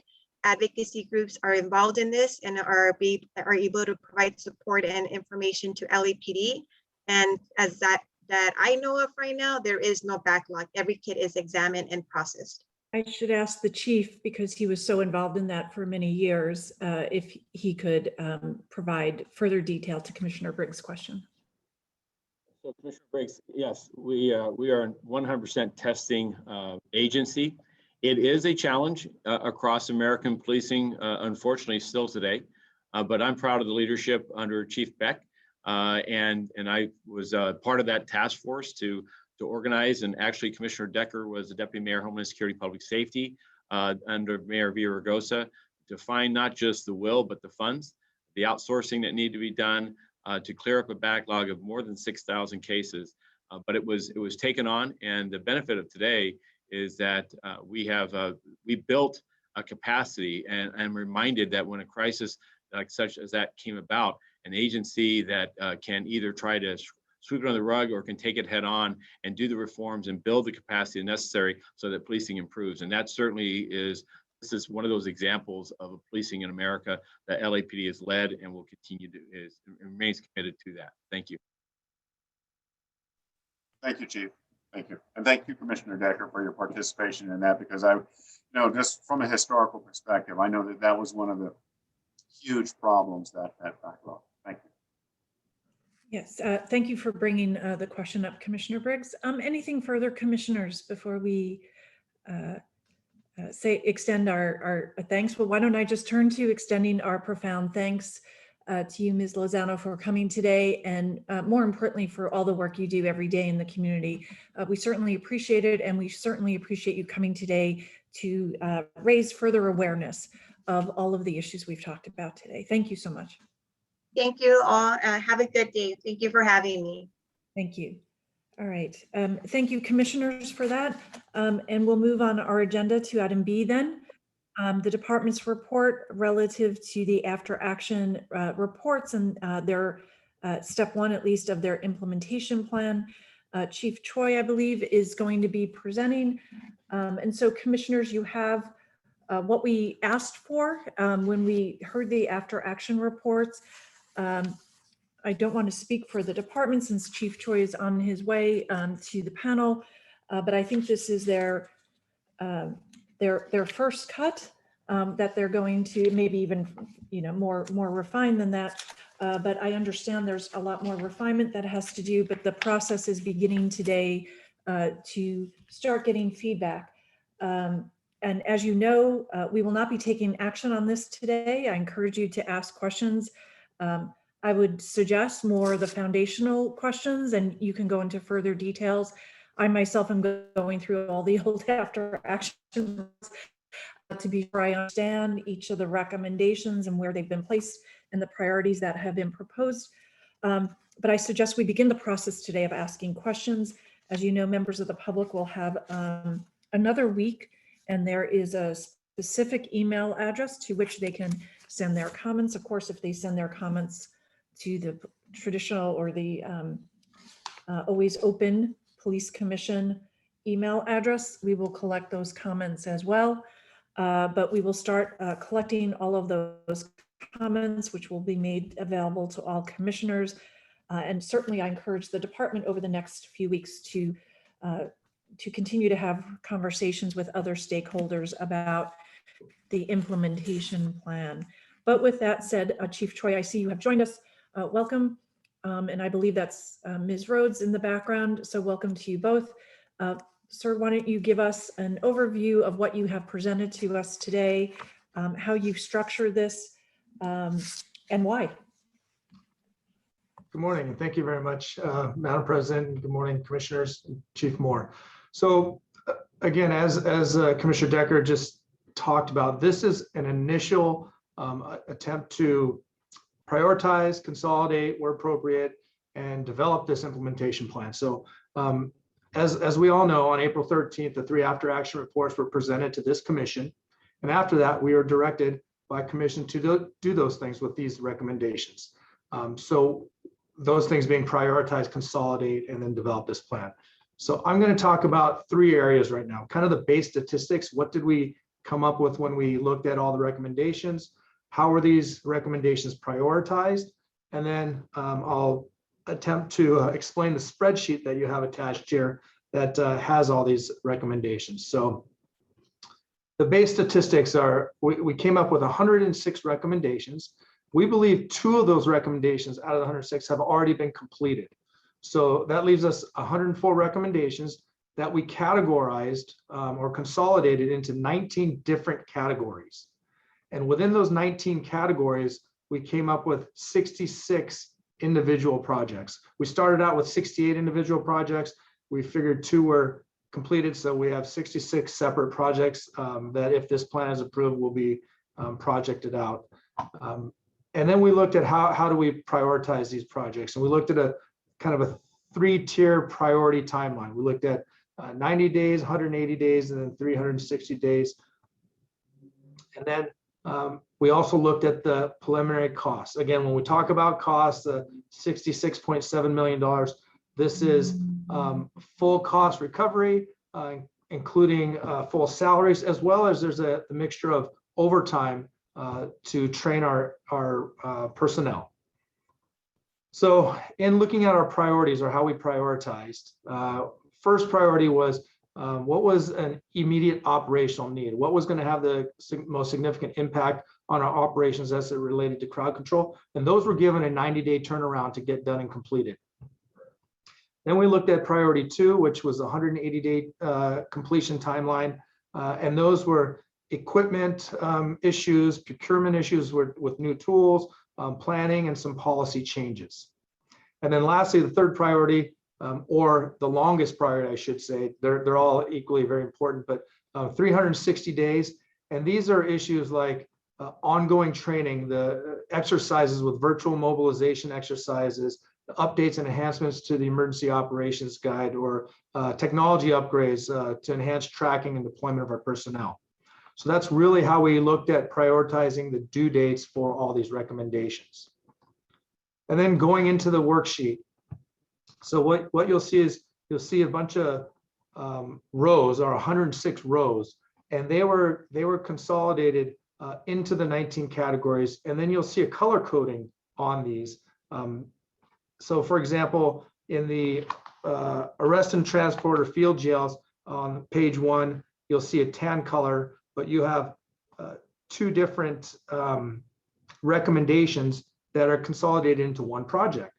But the tan color doesn't correspond or go to another category. So if you look at, let's say, intelligence gathering, you'll also see a tan category. They're not related. So each page, the color coding stands separate and apart from the other color codings within this worksheet. So just and then if you look at the proposed action, proposed instruction column, again, preliminary assessment on what action may be needed to address the recommendation. And then we talked about the cost and staffing columns. Again, these are just preliminary assessments at full costs to implement this plan as recommended. again, we look at this implementation plan, not just as a bunch of projects going out to people to get implemented, but we're looking at it more like a strategic plan, so we can institutionalize these changes and this training, so we don't, 10 years from now, we don't forget what we've gone through, and everyone is always current and refreshed on these issues. We intend to, if this plan is approved, we intend to have committees, much like our strategic group, where we have these single purpose innovation groups, SPIGs that we call them, where we have input from not only our rank and file, but community members, the commission, maybe representatives from council, but have these working groups as we develop these recommendations. So this is much bigger than just projecting this out and then getting things done. But that being said, that's kind of a top level view of how we came up with this implementation plan, and we are here for questions. Thank you. Thank you. I'm sure there are a number of questions of commissioners. I just want to start with a few preliminary. Chief, I want to be sure I understand how the prioritization process took place. Was it largely based on estimated timeline to get something done, or was it, and assuming all recommendations were of equal value, or was there a value placed on certain recommendations as being more important than others? Well, I wouldn't, so I think there was value placed there. I know there was value placed on the recommendations, but I think in order to take 106 recommendations and try to organize them in a manner in which was digestible and achievable. For example, I think training all our folks in less lethal munitions is a very important and valuable recommendation. However, it's not realistic to say it's going to be done in 90 days. So it's going to take much longer than that, and that's why it falls within the 360-day priority 3. And again, that's why I say, when I say priority 3, that's not to say that's less important than a priority 1. These are just timelines for completion. And thank you. That's helpful to know. And regarding the estimated costs associated with some of these projects, obviously I see some of them have zero cost associated to them, and training, perhaps as expected, is one of the more expensive items. But with respect to something, say training, leaving aside equipment, which has a specific cost, but with training, does that, if there were a longer timeline to do that, would that then have a corresponding lower cost if it's incorporated into a broader training plan, say over the course of a longer period of time, or is that not viable from your perspective? Well, so, when we put this cost assessment together, again, this is very preliminary, but we captured the full cost of what personnel would be required to carry out all this training. So instructors at the academy, instructors in operations, maybe training coordinators, but we captured the full cost of those individuals. It came out to roughly 49 personnel that we would need, as well as when you take a certain number of people out of operations from doing their primary job, we captured the cost of what it would cost to backfill those positions or overtime to get those people trained while still not jeopardizing public safety in our patrol plan minimums. So I would say that we looked at, so as these training recommendations develop, I want to be careful in what I'm saying. As these training recommendations develop and we look at our existing training platforms and programs, we want to find some efficiencies where some of these recommendations with some minor adjustments to our existing programs can be incorporated into our training, and thus will reduce the cost. But for this report, this is just a total cost recovery presentation. Hopefully I answered your question. I think I do understand, and I think you understood my question was whether or not costs could be reduced by incorporated into ongoing and regular training. And I think the answer is yes, but we neither know how much right now. And you also want to evaluate the cost benefit of doing that. Okay, I think I understand. And then I'll just ask one more question before I open it up to other commissioners, because I know everyone has questions. There were some recommendations from the reports, while largely complementary to each other and largely on similar topics. There were a few where I think there were differences of opinion. Perhaps the one I recall the most was whether to open a bureau or something much smaller. How does this chart and the prioritization reflect where there were differences of opinions between the reports? Is that resolved, and what approach do you take there? Well, the way we looked at it when we developed this worksheet is we looked at all recommendations. We didn't discount any, we didn't delete any. But I will tell you, we didn't look at specifically each recommendation letter of how it was written and how we would implement it. What we did look at is the concept behind the recommendation. What was the issue at hand? For example, I think everyone's looking at, are you going to stand up a strategic emergency management bureau, right? The answer is no. First of all, it's not cost effective, but the issue of being able to identify a group of people that are ready to support standing up command posts, ready to carry out training to develop our command officers and our line troops on incident command systems and really own that part of it, that issue is important and it's valuable. We will accomplish that in other ways while taking this recommendation into consideration. But we would like an opportunity as a department to have input on how that issue is addressed, as opposed to just taking the exact recommendation and implementing it. Because I don't think that's going to be an efficient way to approach these recommendations. All right, thank you, Chief Choi. Let me open it up for other commissioners to ask questions. Commissioner Briggs, I see you opened your microphone. Why don't you go first? Thank you, Chief Choi. And maybe you can answer this question now or not. With respect to the preliminary budget, and I completely understand that it's just a preliminary budget at this point in time. With regard to priority, let's say 1, the accomplishment within 90 days, of the total budgeted amount that you're looking at here, how much of that is needed within the first 90 days? Then how much of it is needed within 180 days? I'm just trying to get a picture. I know this is complete estimate. I'm just trying to get an estimate.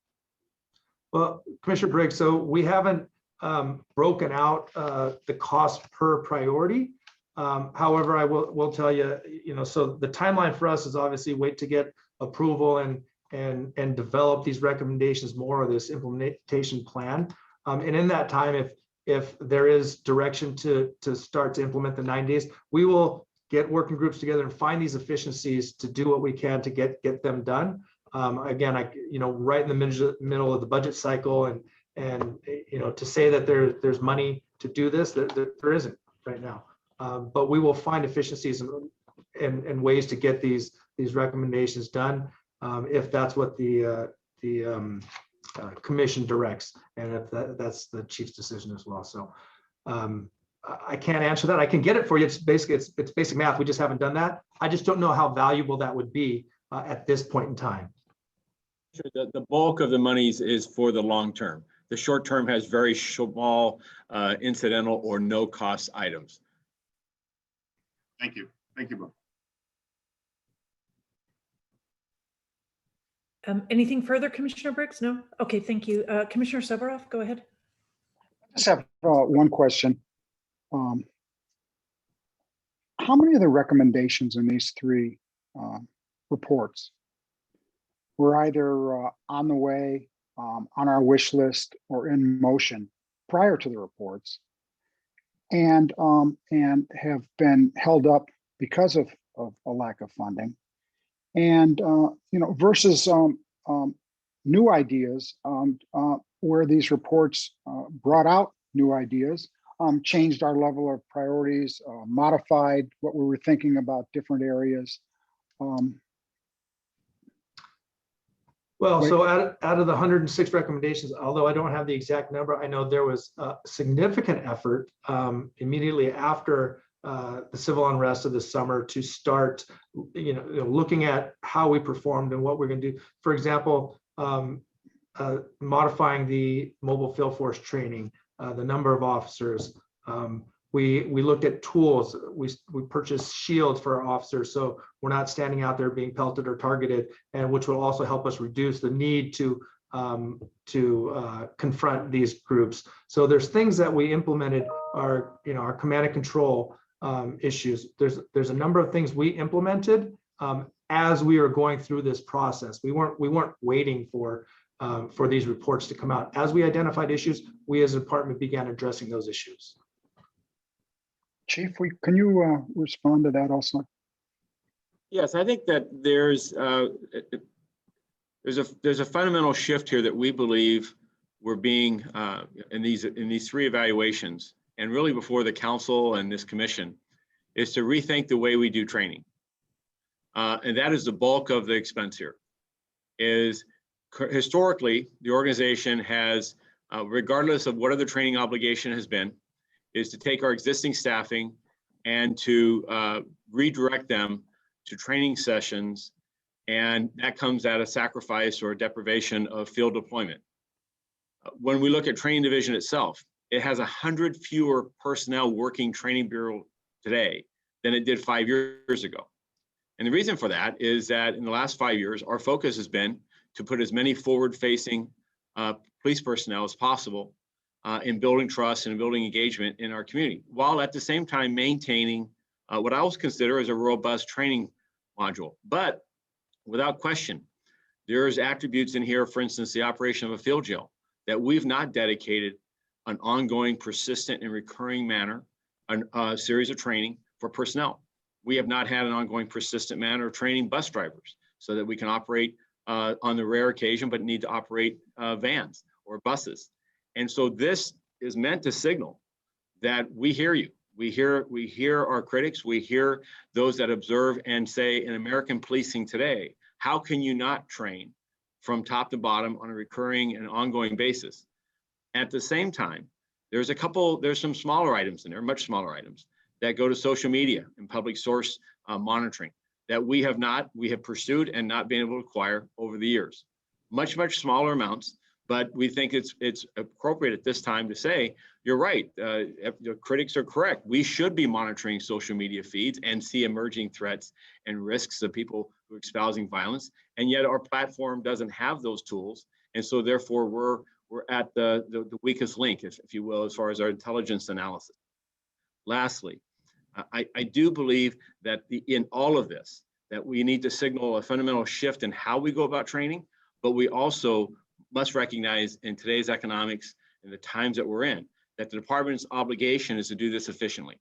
And that's where the strategic mission of what our ongoing in-service training and all the suites of various manners in which that's done, mental health intervention, command and control, watch commander school, field training officer school, the various training that we do with our in-service, how do we bring this work on top and blend it and come to you with a strategic plan that does it efficiently? Because what you have is a cafeteria plan, and this is not going to be done in a cafeteria manner. We're going to have to package it in a manner where it integrates with our existing. It's going to cost resources though. That's what I want to be clear. And what is the shift here is that when we see our performances last year and we recognize the potential civil liability and damage that our performance and the judgment our performance brought about, we believe this is the appropriate investment, just as we've invested in the consent decree and the outcomes of the Rampart scandal and the post-May Day events, and in even as something as recent as the sexual assault backlog, that when the organization is found to be negligent or fall short of what its expectations are, many times it's tied to budget and it's tied to what resources it's been provided, and we've done the best.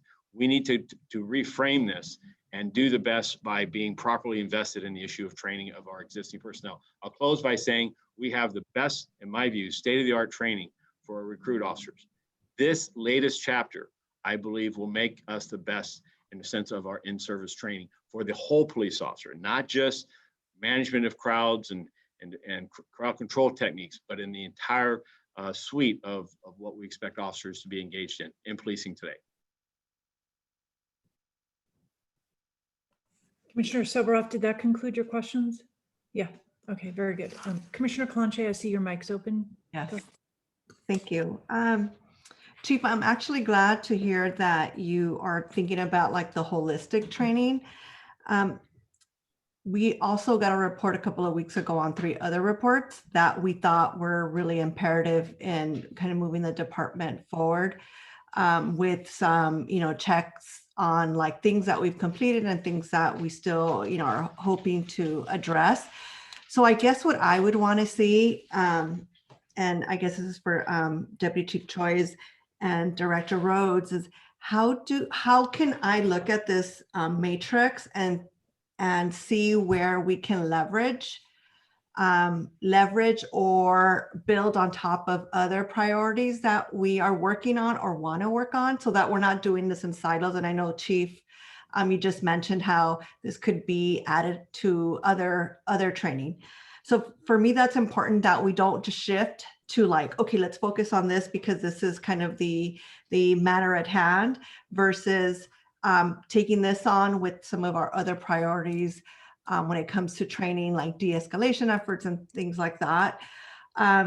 So I feel for me is I'm missing and in some of the proposed actions, there is a description of leveraging, but I feel like we need a column that describes like how this fits into other strategic areas that we're focused on, so that we don't just focus on this effort and then leave the other efforts, because we're working on so many different things. So like, how does this link to other strategic efforts, which we saw in the 3 other reports that are focused on the consent decree and kind of updates on where we are on other important areas for the department. So the strategic connection to other strategic initiatives, and also leveraging where some of this training, which I believe training is super important, but where some of this training could be an added feature to current training, so that we're not reinventing new training, but adding and strengthening existing training, because it'll help us get through training a lot quicker and training the entire department. So I feel like when I look at this, that's what's missing, is that whole like leveraging and strategy when it comes to the overall goals of the department. Thank you for that. So just, I guess some comments. So we are, as Office of Support Services and Training Bureau, we are developing a more strategic plan or strategic calendar, if you will, on all of our training, and how, I mean, there's, with the huge demands and the reduction of personnel, we are forced to find efficiencies and figure out how we can interlace certain training priorities with others and accomplish these goals. And so that is in the works, but I'm also familiar that there is a training subcommittee here on commission, and I'm more than happy with our training staff to meet with that subcommittee, and you know who that is, and to get some input and some insight and what your thoughts are on this, and if there's certain priorities that maybe we're missing the mark on, or we want to share some additional information with you. I think that collaboration needs to start as soon as possible as we develop the strategic plan for training moving forward, and more than welcome and more than happy to meet with you guys. Okay, wonderful. Oh, go ahead. Go ahead.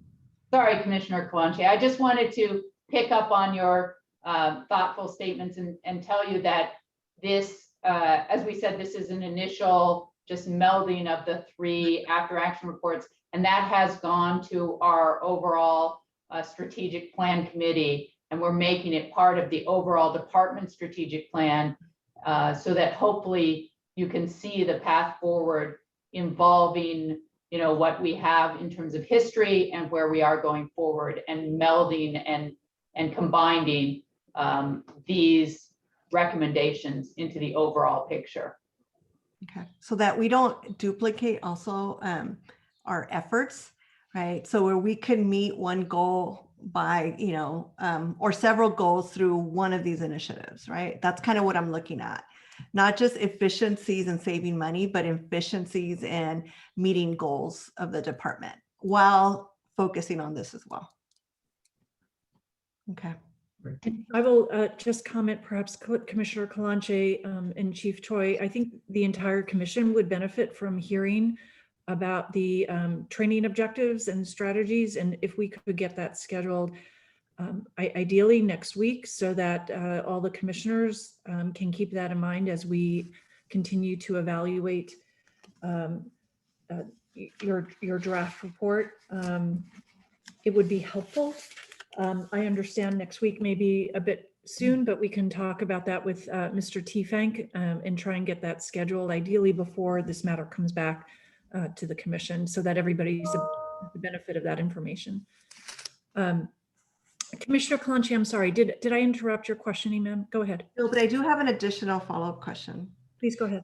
So I know last week we discussed a possibility of engaging department personnel, especially the rank and file, in providing some feedback. I think it's really important. I know it's a difficult thing to do because our department is huge, but I know that Director Rhodes, you thought you had an idea of like how this can be done. I think it's really important to get feedback from those that are implementing our policies.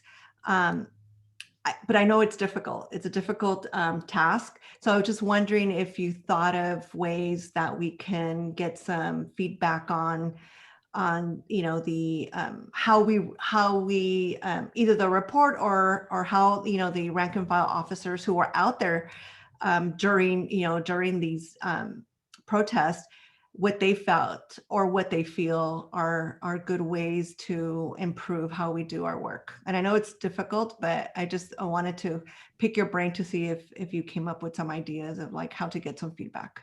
So yes, the answer is yes, that was done. So our Diversion, Equity, Inclusion Officer, Commander Ruby Flores, actually put an email out soliciting input from lieutenants and below, the rank and file, that were involved in the they're involved in the civil unrest response, on comments on what they thought, and provide us some input based on what they heard about the after action reports and whatnot. We had a total through last night at 1800. We rechecked it again, the email. We had a total of 9 responses. However, and those came from the rank of lieutenant all the way down to police officer 2. But those responses were very consistent with the recommendations that we saw within 3 after action reports.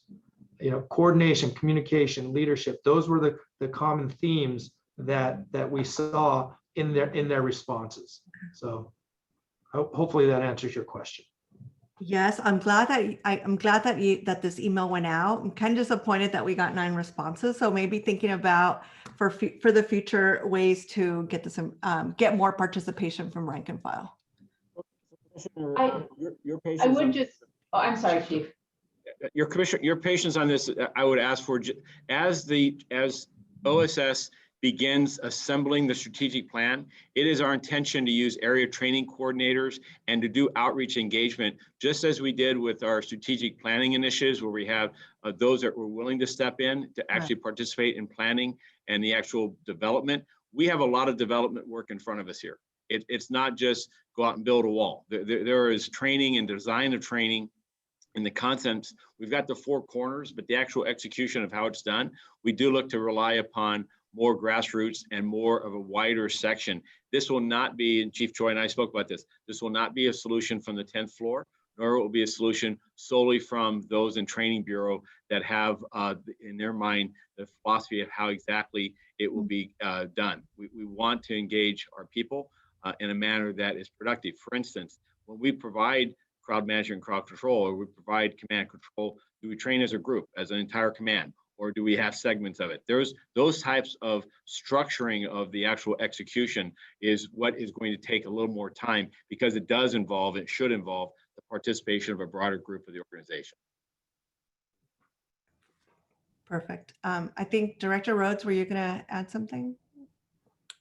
I was just going to say or reiterate, I think, from the presentation of the department's after action report, one of the important things was it was written by department members and specifically by those at the rank of sergeant and below.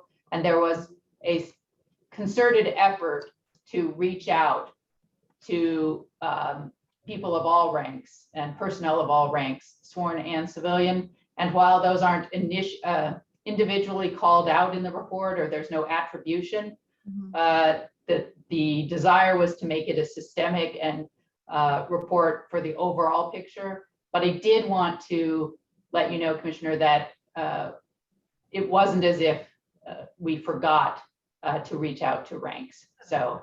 And I appreciate your efforts. I just kind of wanted to get some feedback on or follow up on that. So I appreciate the effort though. Thank you. That's it, President Decker. Thank you, Commissioner Kalanche. Much appreciated. Commissioner Bonner, questions, sir? Yeah, I think probably just two, I believe. First one, just for my benefit, Deputy Chief Choi, if you could take me back to the chart and explain, walk me through the color scheme here. Just and I don't need to go through the whole thing, obviously, but I'm just trying to understand, like on the first page, which is under the arrest, transport, field, jail, you have the tan, the green, and the blue. What is the relationship between the items that are in the tan, the green, and the blue? So if you look at the far right column titled, far left column, I'm sorry, titled category, that's really the relationship. What category do these recommendations fall in? Now the colors are of the specific recommendation. So the colors only correlate to one page, let's say. So you're on page 1 of 22. So the 3 colors there are only supposed to represent the lumping on page 1. If you go to the next page on page 2, you have the same colors, but you have a different category, community relations.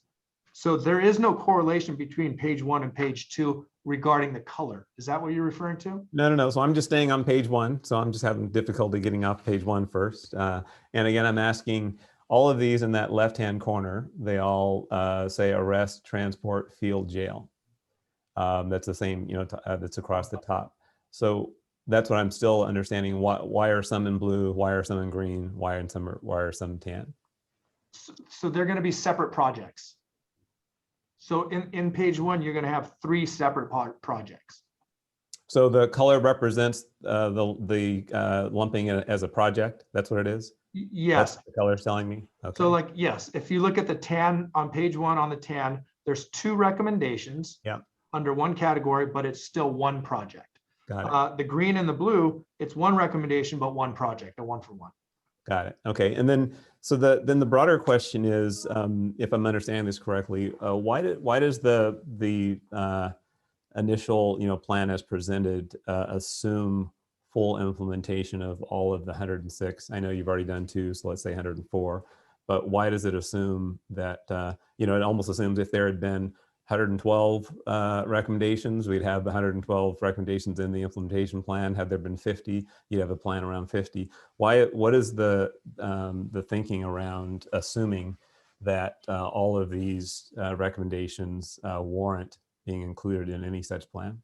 So I think all the recommendations warrant a deeper dive or review as to whether it will be implemented. Again, this is just a preliminary assessment of what was in the after actions. And I believe from the meeting on the 13th, we were asked to look at, the department was asked to look at all recommendations. And that's what we're trying to attempt to do here.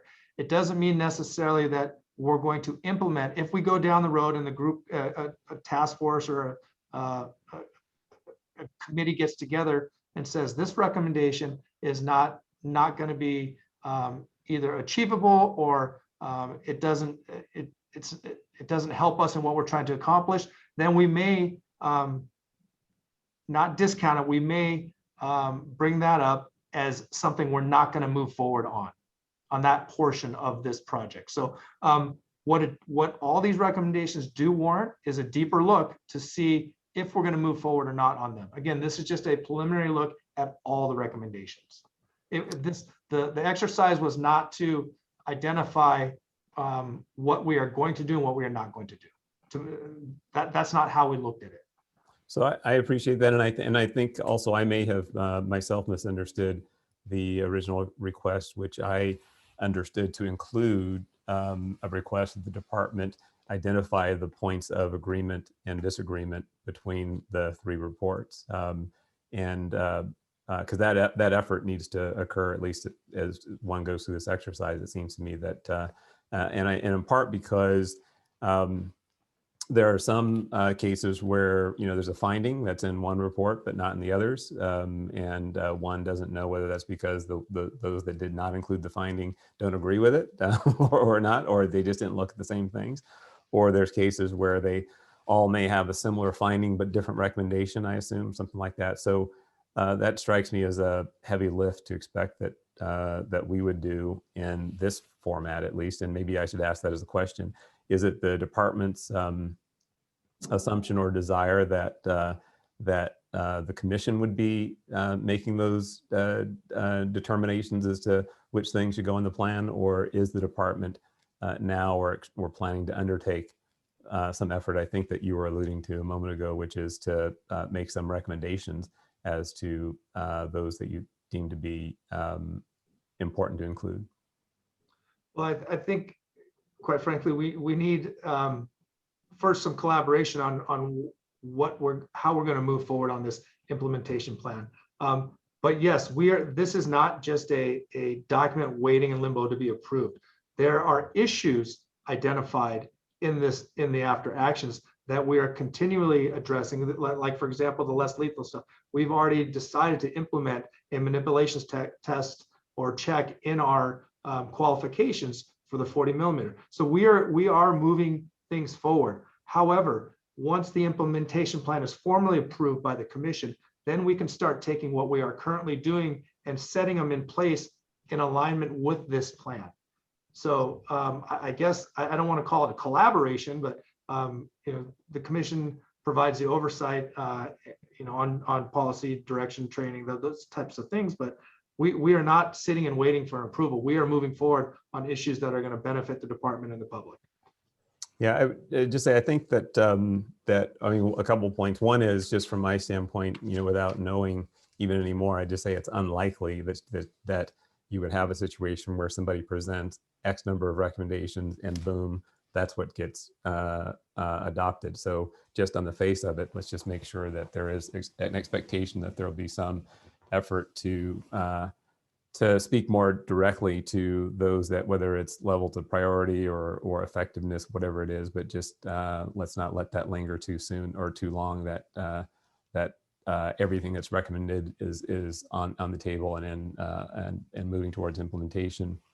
The other part of that, I think, that troubles me is that again, between the reports as they read themselves, and then talking with a combination of, we heard some of the authors of the reports you presented, and then there's been some discussion even amongst the command staff and with people in the department and others, and I've still found it very difficult to find two people who are reading the same reports the same way or have the same view about any given recommendation.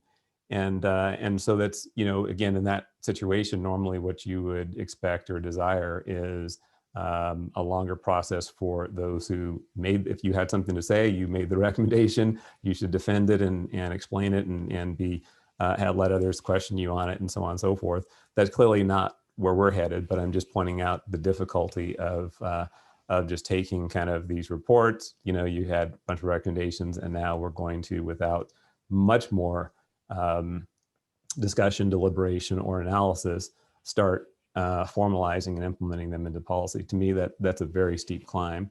We'll see where it goes, and I know that we're going to have some time. I'm going to come see you or something sometime soon, and we'll go through in a little more detail, and I'll look forward to that. But just know that I'm somewhat skeptical about being in a position between now and the 11th of May of doing all of the work that's really required to have a credible plan of action. Thank you. Thank you, Commissioner Bonner.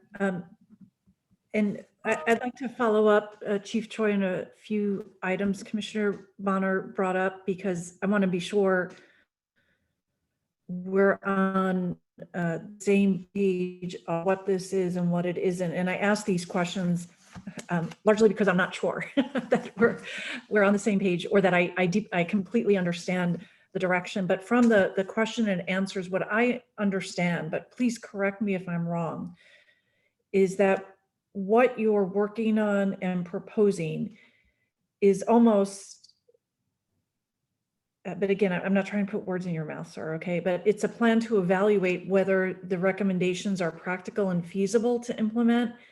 And then if so, how? And then you'd be coming back to the commission. In other words, is this a roadmap to address the recommendations, but it's not, you're not asking for wholesale approval of everything? That it's how you're going to, is it how you're going to break it down and address it, but then keep coming back to the commission for the various approvals on the specific issues? Or is this, you're asking the commission to do complete approval and then the department goes off and does it? I assume it's not that, but but I think it would help to have clarity on precisely if the, the next iteration of this chart is approved, what is it that the commission is actually approving? The roadmap to go forward and that you'd keep coming back, or is it wholesale approval? So I believe it is the roadmap. So this presentation today is how we organized all these recommendations and a process in which we're going to move forward. So as these projects get sent out to the 7 different bureaus or offices, and they start working on them with small committees to include the rank and file who are involved in the civil unrest, as well as community, as well as even the subcommittee members. For example, if there's a use of force issue, the use of force subcommittee, there's training issue, the training subcommittee. But so everyone's having a little input in this. And if early on there's a decision that this, although this recommendation is considered, we're gonna modify it a little bit because we believe there's value in doing something else, that will happen. The plan is to take those committees and these projects in 90 days and report back where we're at. And in 180 days, report back where we're at. And in 360 days, report back where we're at. And ultimately, to show the commission and the public that we are addressing these recommendations. And over time, some may have fallen off, some may have been modified. But again, since it is a long-term implementation, this is almost, I would call it a living document. It's going to change as we meet and get more information and develop or get input from all the stakeholders in how we're going to do this. So there's no magic answer right now, but to your question, the department's not looking for a yes, this is exactly how you have to do it from commission. We want to advise the commission on what we think our process should be and get that buy-off. That's really what we're looking for. Understood. And of course, it wasn't realistic within 2 weeks to expect you to have, all the answers to everything, I understand. But to get back to a question that was asked. So if there's agreement or disagreement on say there's disagreement on the implementation of a recommendation, you will come back to the commission and explain why there's disagreement or why you're modifying a recommendation so that we do have that level of transparency. Do I have that right, Chief? Yes. Okay. All right. I think first of all, commissioners, thank you all for your questions. It certainly helped me in understanding what was before us, and also has helped me in prioritizing my time. So I thank you all for all of those questions. I will say, commissioners, I'll ask Mr. Tiefenk to work with the department to see if we can have a presentation next week on training. I think that would help all of us. And I will say also, in terms of at least approving a roadmap, I want to be sure the commissioners and the public, to the extent there are other presentations, that we schedule them. And if we put this off for another week to come back to the board, I don't have an objection, but I would ask you to tell Mr. Tiefenk specifically what those presentations are so we can map them out. With that, I'm going to, for now, conclude this matter and move on our agenda. But Chief Choi, Ms. Rhodes, thank you for that presentation. I do see you're both up on a few, so you're seeing right where you are on the screen. So bear with me one moment. I'll deal with some papers here. And the next item on our agenda is item 3C, the department's report relative to the use of social media. Ms. Rhodes, Go ahead. Excuse me, we put this matter off for a week in order to allow additional time. You did previously present, obviously, last week, but to allow further conversations with some of the unions representing the civilian workforce. And while I'm not asking you to reveal, the specific context of communications, did those communications happen, and generally what's the result? Yes, so good afternoon, commissioners. Those communications did happen. We did get some suggestions, but we, in taking a look at both the policy, striving for clarity for those and notice, as I think I said last week, the policy really is about notice to employees and trust, trust between the public and the department, trust within the department, and trust between the different levels of the department. And so we ultimately, in reviewing and taking those comments into consideration, determined that the policy should remain as it is and as it was presented last week. And we appreciate all the information we received and allowed us to challenge ourselves, but we believe that the policy should remain as it is and as it was presented last week. All right, thank you. Thank you very much for that briefing. Are there any questions from commissioners? Commissioner Soboroff, go ahead. I have one on item number 3, personal social media that uses department trademarks and insignia. Either it needs to be clarified or I need to be clarified. If someone is out, an officer is out and they're wearing a LAPD hat, but they're at the Dodger game, does that mean that they have to take their hat off?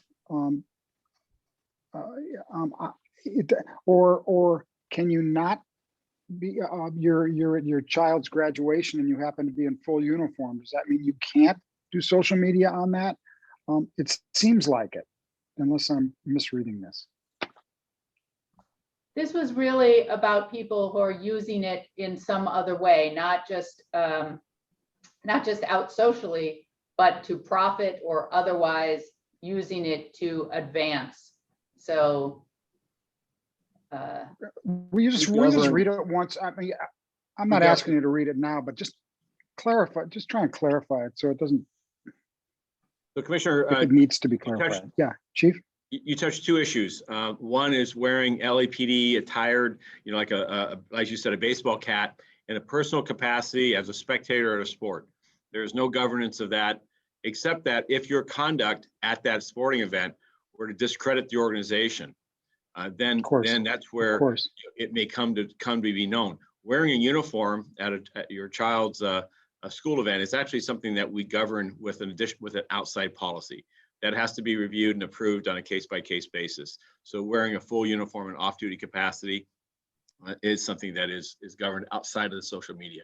But lastly, as Ms. Rhodes indicated, we have had members of the organization who wear LAPD markings, if you will, and then engage in conduct, whether commercially or otherwise, that brings discredit to the organization, and that's where that conduct is subject to censure. Got it. Okay, thank you. No other questions. No. Quick follow-up. Commissioner Clancy. Oh, okay. So it might be connected to Commissioner Soboroff's question. There was a police officer who did a social media post and tagged basketball player LeBron James. Would that be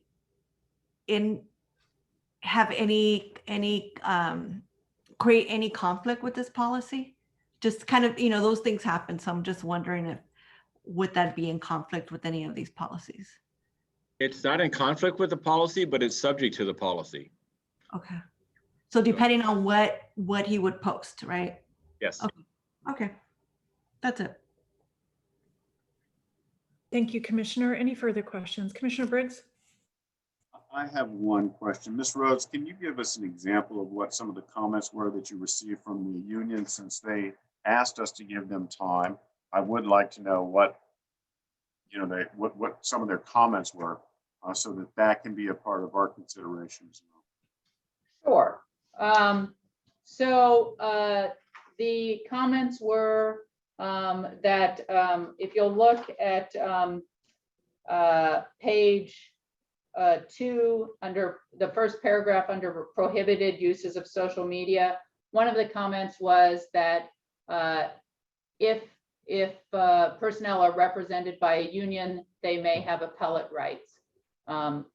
That's not really part of a notice or what the policy is intended to talk about, all of the various or different rights that unions may bring to bear. So we didn't think that was appropriate. There are all kinds of union and appellate rights for many of our policies. So we didn't think that was appropriate to include. There were some suggestions that we indicate that this was not to abridge First Amendment rights, and that people could talk respectfully about different issues. We believe that's in the first paragraph, and an additional information about that doesn't actually make it clearer. We would like to say nothing in this is intended to abridge any First Amendment rights, but those rights are not absolute. And so we thought it was clearer and more succinct the way it was phrased. Thank you. Thank you, Commissioner Briggs. Any further questions from commissioners? Yes, please. Oh, Commissioner Bonner, sir, go ahead. Yeah, thank you. And it's interesting, of course, if we had this over for another week or two, we'd have more questions, right? In other words, we have more time. So I had a couple more questions than from last week.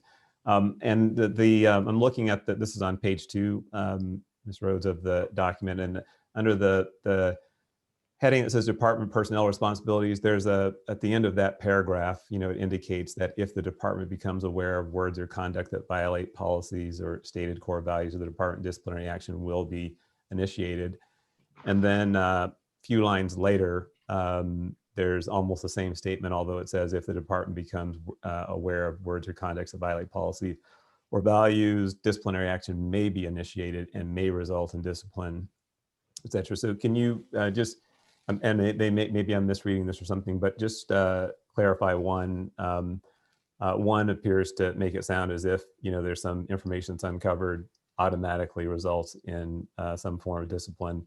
The other suggests that maybe there's some discretion that is exercised by someone at some point in the process. So that's the first question, is just helping me understand those 2 points. Well, one talks about the violation of policies, and the department, there are different kinds of discipline and different results, different things that are considered discipline. So I take your point. I do see that those are somewhat nebulous, but the point was to make everyone aware that your actions, both in real life and on social media, are subject to the department, when the department finds out about them, are subject. Understood. So the next question really is, and remind me, is the department proactive kind of in this area, or is it reactive in response to information that may come to its attention? In other words, is it based on a report that others, whether it's coworkers or others outside the department, may draw attention to something, or is there also some element of proactivity, if you will? Well, as I think you're aware, as you're aware, the department is pretty proactive in terms of it takes information it receives from any source, and has the Professional Standards Bureau look into that. And so there are many sources that could come to the department's awareness. But if you're asking if the department is sweeping through social media sort of randomly in a large net, that's a different story. Yeah, and it wasn't. I'll answer it more directly. Sure. No, we're not. It is a current RIPA. The state RIPA board that's one of their recommendations of their latest report is that organizations, LAPD and other law enforcement would regularly monitor social media accounts in a proactive sense. And currently our resources don't allow us to do that. We do respond, as Ms. Rhodes indicated, to any allegation. And if we have a sense or learn or it's implied that a person's misusing social media, then we'll proactively go into that. But there is no active monitoring of social media accounts today in any type of persistent way that's not led by some evidence or information of a possible allegation of misconduct. Right, got it. Thank you. And then the final question also then, I don't recall, if you know now, fine, and if not, maybe you just send me a note or have Chief Marino send a note. I don't recall whether in the annual complaint report, that breaks out the various areas of misconduct and investigation, whether this is a distinct category that's captured in that report. Trying to get a sense for if I went back to it, like the latest one, or what would I see something that tells me, the degree of activity in this area. I don't mean activity on social media. I mean the department's activity of, are there pending investigations, that kind of thing. So I guess I will take that opportunity and have to get back to you on that, Commissioner. Appreciate that. Thank you. Thank you, Commissioner Bonner. Just let me take a quick look. Any other questions from commissioners? And I just need to alert you, commissioners, I seem to be having some internet problems. Perhaps you can already tell that. If I get disconnected somehow, I would just ask Commissioner Briggs to take over, and I'll log back in. But I see no further hands or indications of need to ask a question in which case I will call the question on item C, and the recommended board action is to review and approve the department's report. I will move that forward. Is there a second? Second. It's been moved and seconded. All in favor, please say aye. Aye. Aye. Opposed? Very well, thank you. It passes 5-0. Thank you all very much. Commissioner Decker, I have a point of order, and this is probably after the fact, and maybe the city attorney can weigh in on this particular one. But we are adopting this as a social policy for the department, correct? That's my understanding. Yes.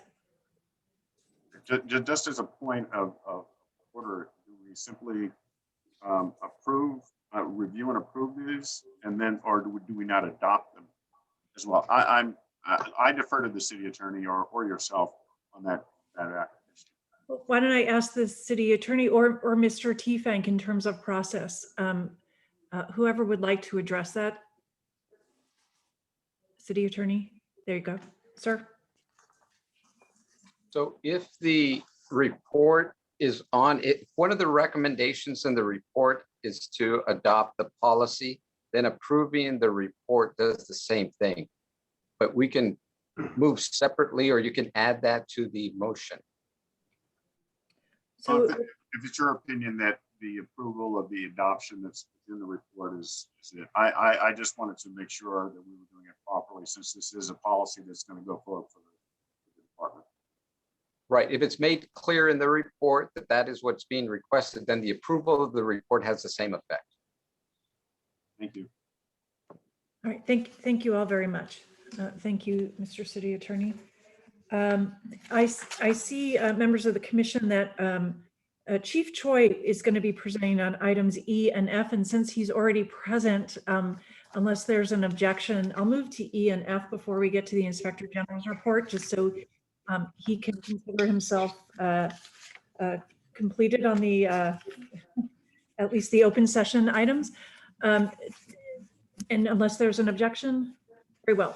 Chief Choi, items E and F, sir, would you just provide the commission, obviously we've read the materials, provide the commission with a brief overview of what these items are.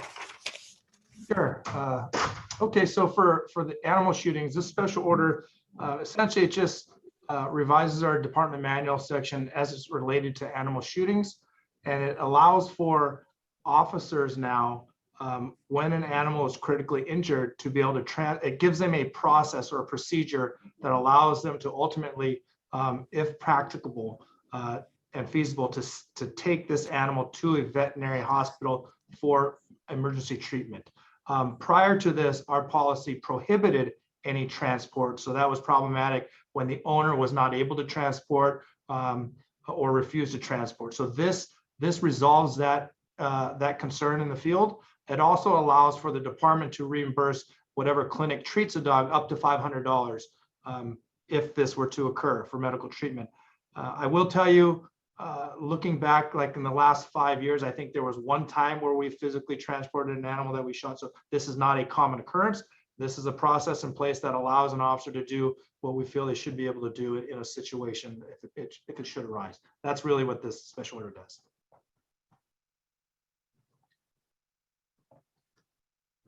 Apologies. Any questions for the chief? Chief Choi? No questions? Question. Oh, sorry, Commissioner Kalanche, go ahead. Hi. Yes. So my question is, does this allow, or are we telling them they should?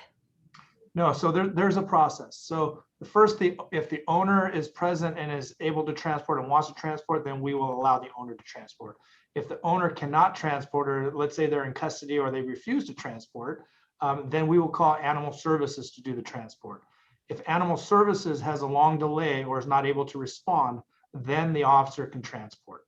So there's a process of steps that they have to go through. They also have to work with communications division. So if they do transport, they're transporting to a pre-approved veterinary hospital that's contracted with the city. So, but I'm still confused about allow or should. So if they go through that process, but by the time they get through the third step, we're telling them to transport. So the verbiage in this special order is that officers may, if safe and practicable, transport to an approved emergency veterinary hospital. So it's basically they're at their discretion based on the circumstances. Yes. Okay. All right. Okay. Thanks for clarification. Thank you. Any other questions on item E? Item E. Thank you. I'll call the question then. And the recommended board action on item E is to review and approve the department's report, which I will move forward. Is there a second on that? Second. Moved and seconded. All in favor, please say aye. Aye. Opposed? Very well. It passes 5-0. Thank you. Item F, Chief Choi.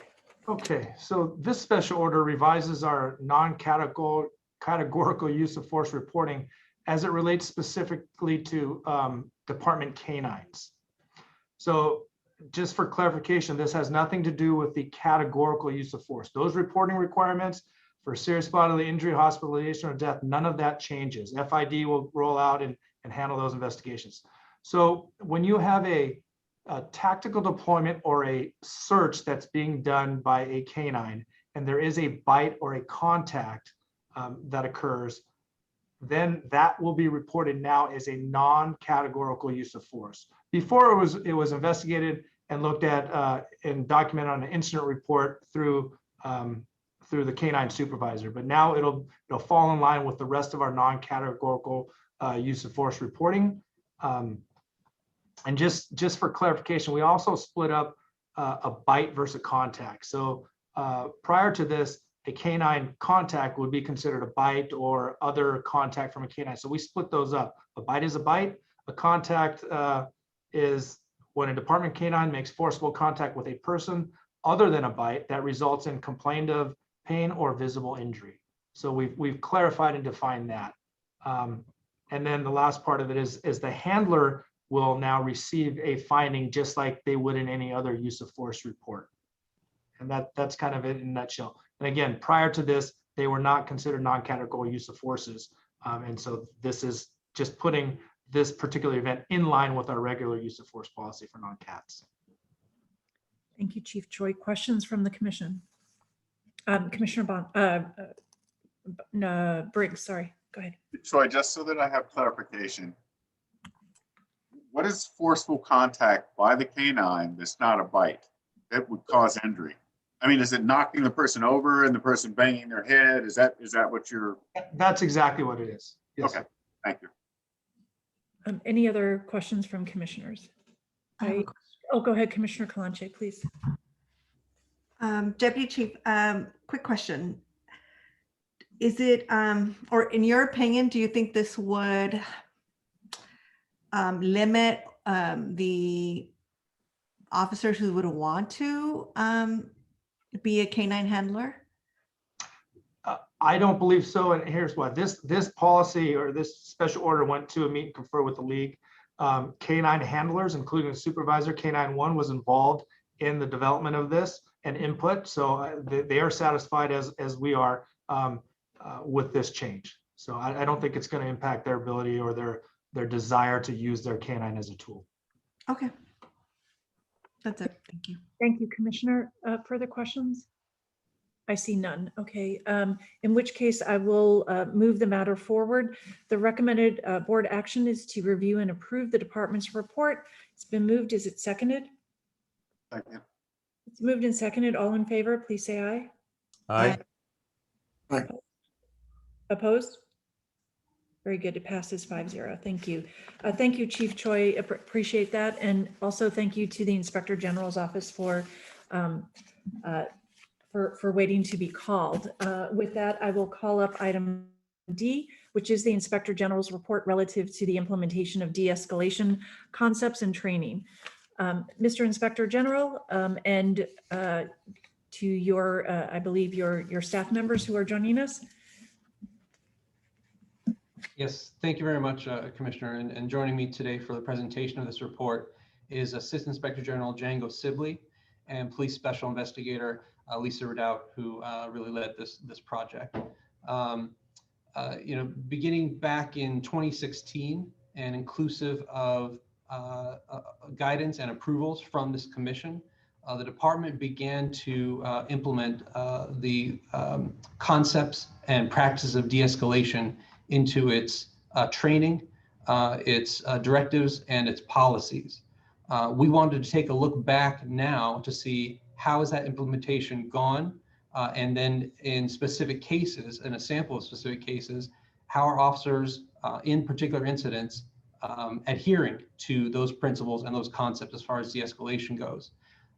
So we took a look at that to see where there were successes, in which we found some, and see where there were any gaps. And if there were gaps, what could we recommend to try to fill those gaps as far as de-escalation goes and adherence to those principles. To tell you in more detail how we did this report and what our findings were and what our couple of recommendations are, I'd like to turn over to Django Sibley, and then all of us will be available to try to answer any questions that you have after the presentation. Thank you, and good afternoon, Commissioners. The report has two parts. The first part of the report describes changes in policy and training that have been taken to implement those changes, de-escalation techniques during calls for service. So in terms of looking at the development of policy and training, the report starts by going back to 2016, when there was a series of reports issued by the IG's office regarding the use of force, and a recommendation that arose from those reports and that was adopted by the Commission was that the department develop and implement policy and training that would require officers to employ de-escalation techniques when it was safe and feasible to do that. So in terms of changes to use of force policy, since that time, there have been 3 updates to the force policy. First of all, in preamble of the use of force policy, requiring officers to employ techniques when safe and feasible to do so.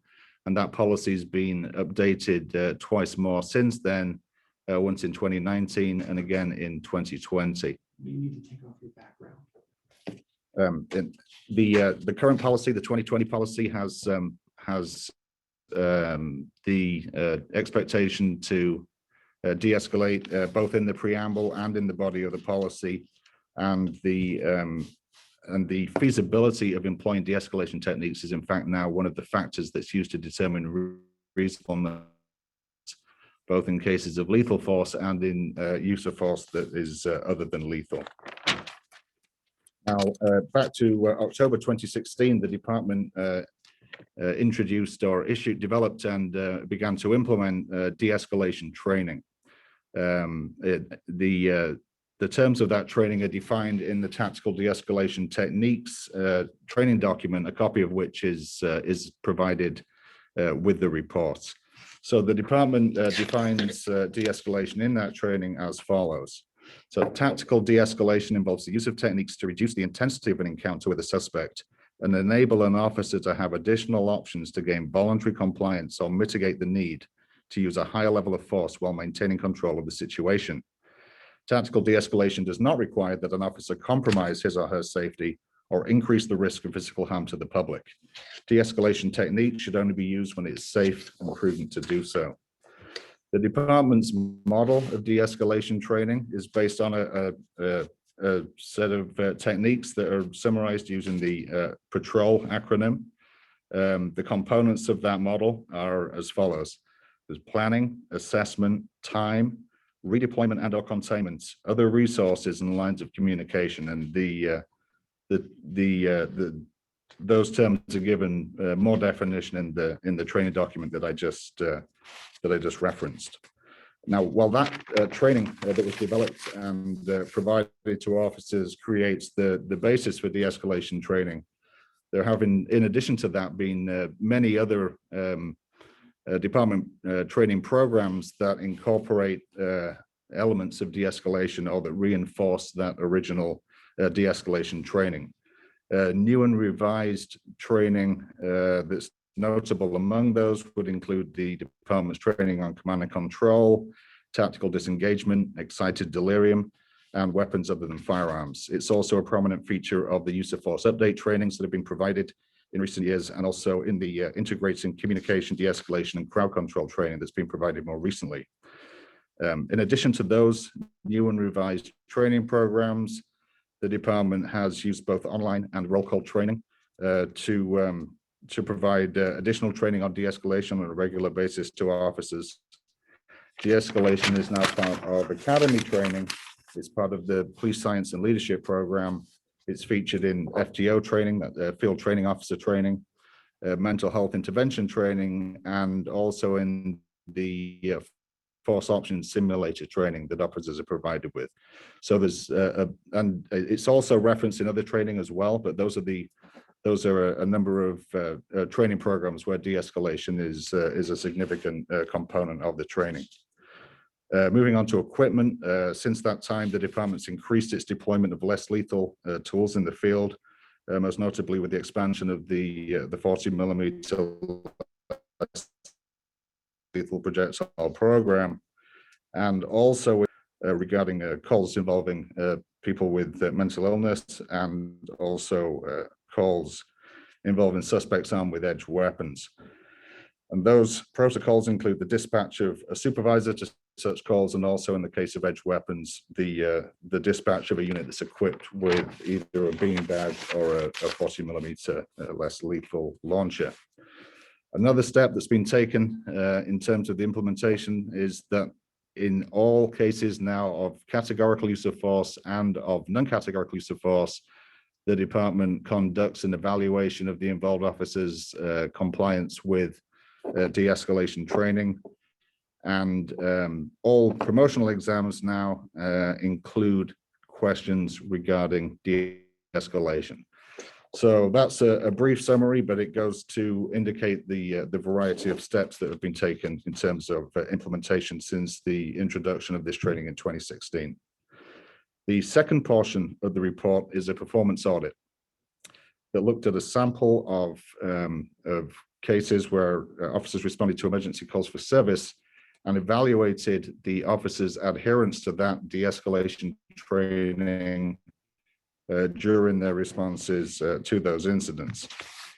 The The evaluation was based on available information from body-worn video, from digital in-car video systems, from incident recall summaries, and from arrest reports.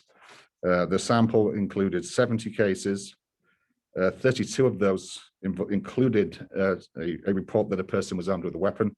And in just one of those cases, was there an actual reportable use of force that occurred. In the remainder, there was no reportable use of force. So just briefly to summarize the findings of that performance audit, in the clear majority of the cases, the officers did employ de-escalation techniques. Just to go through in a little more detail in the area of planning, this was one area where we did identify some room for improvement. Planning can be a multi-stage process for officers. Partners, for instance, will very often have standing plans or general plans for how they will deal with particular types of scenarios. What we saw as we were evaluating officers' responses to the incidents in the sample is that we saw a few cases where officers were very effective in basing or in formulating a plan based on initial information that was available to them as they responded to a call. The training regarding planning in the de-escalation techniques training says that officers should attempt to arrive at scene with a coordinated approach based on initial information, any pre-existing knowledge of the suspects or the involved parties. We saw that occur in some instances. However, we saw a larger number of instances where the planning didn't reach that level, where it was more along the lines of, I'll be contact, you be cover. Those are important components of a plan, but we did see room for improvement in terms of developing a plan with respect to specific incident information that was available in those cases. To a lesser extent, we saw some opportunities for additional planning upon officers' arrival at calls. And as I mentioned, we did see some examples of very effective planning also as officers were responding to those. With regard to the assessment, the time, and the redeployment / containment components of the training, and with regard to the other resources component, we found high levels of compliance in our sample with each of those.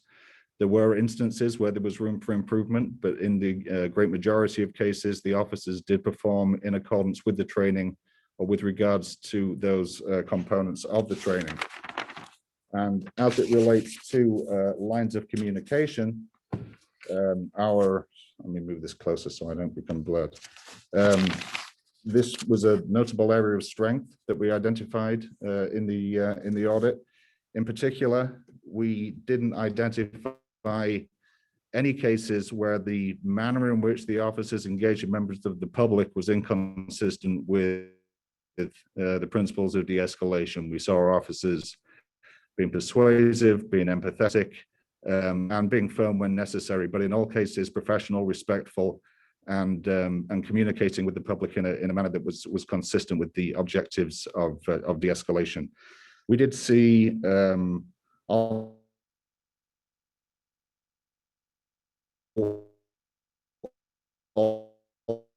also officers communicated in that regard.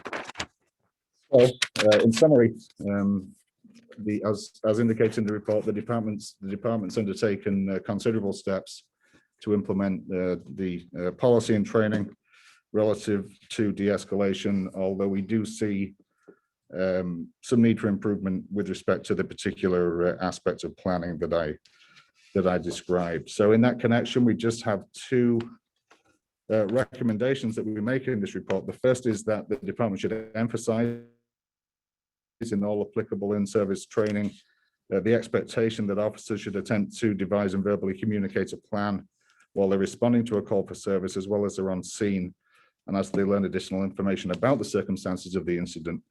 And then for the second recommendation, that the department should take the opportunity to evaluate officers' de-escalation tactics when reviewing body-worn video in the course of conducting its existing program of audits and reviews, and that these evaluations should aim to identify opportunities to build upon successes and also to remedy shortcomings when such are identified. So that summarizes the content of the report, and we're available for any questions you may have. Thank you for that presentation. Much appreciated. Let me ask commissioners for questions. Please just let me know if you have questions. I've gone first on many of these items. I'd like to give other commissioners the opportunity to go first. Commissioner Bonner, sir, go ahead. I'll go first, thanks. A couple of questions that may or may not really be reflected or germane directly to the report. One is relative to the issue of communications. I saw, and I think on page 22, there is the discussion of the lines of communication, not only with between officers, but also with suspects or subjects. And question is, was there any of the 70 cases that you looked at, were any of those traffic stop situations? And if so, I didn't see that, but if there was, just wondering how this squares with some of the findings that were in the earlier report on stops.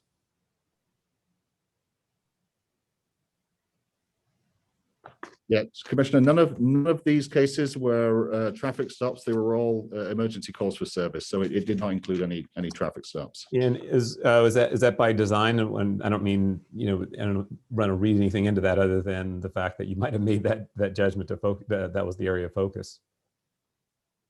Yeah, the reason to select calls for service and the person being taken into custody, perhaps an elevated We're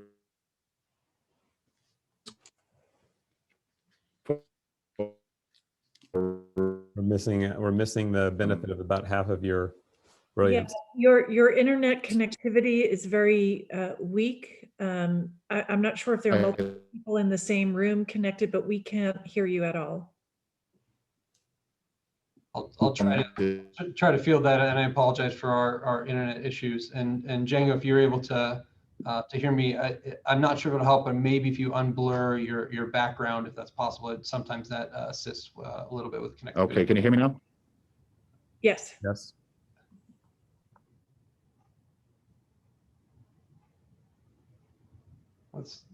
Let me give one more shot here. Django, if you can unmute, see if this will work, and if not, I'll try to field it. Django, if you can't hit unmute.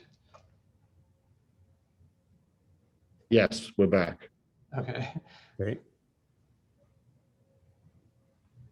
Apologize for that technical difficulty. Okay, let's try this. Can you turn your video off and just give an audio response at this time? And let's see if that works.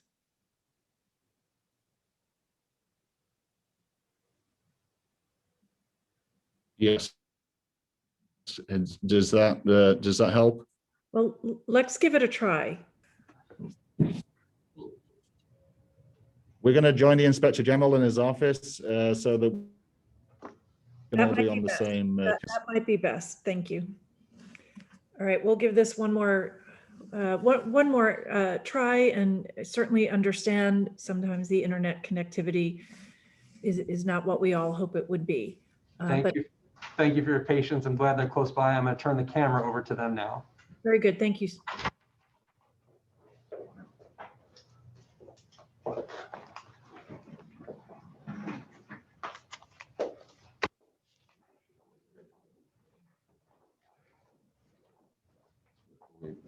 Thank you. And Mr. Sibley, do you recall the question? So that was the question as to whether or not we included any traffic stops in the sample. So the answer is that we did not include any traffic stops in the sample. The criteria for developing the sample was that these were emergency calls for service that resulted in a person being taken into custody.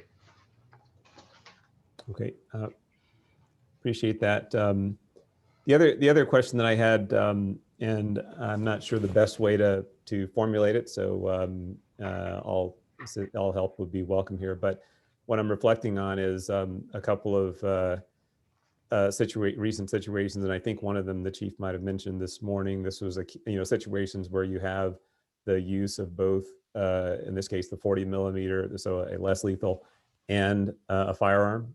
So, one officer might deploy the shoot the firearm, and one might deploy the 40 millimeter or less lethal. The question is, when you're thinking of this from a de-escalation standpoint, any sense or evidence that the presence of the firearm increases the chance that it'll be used in favor, I don't want to say in favor of, but in lieu of, or rather than, say a less lethal tool?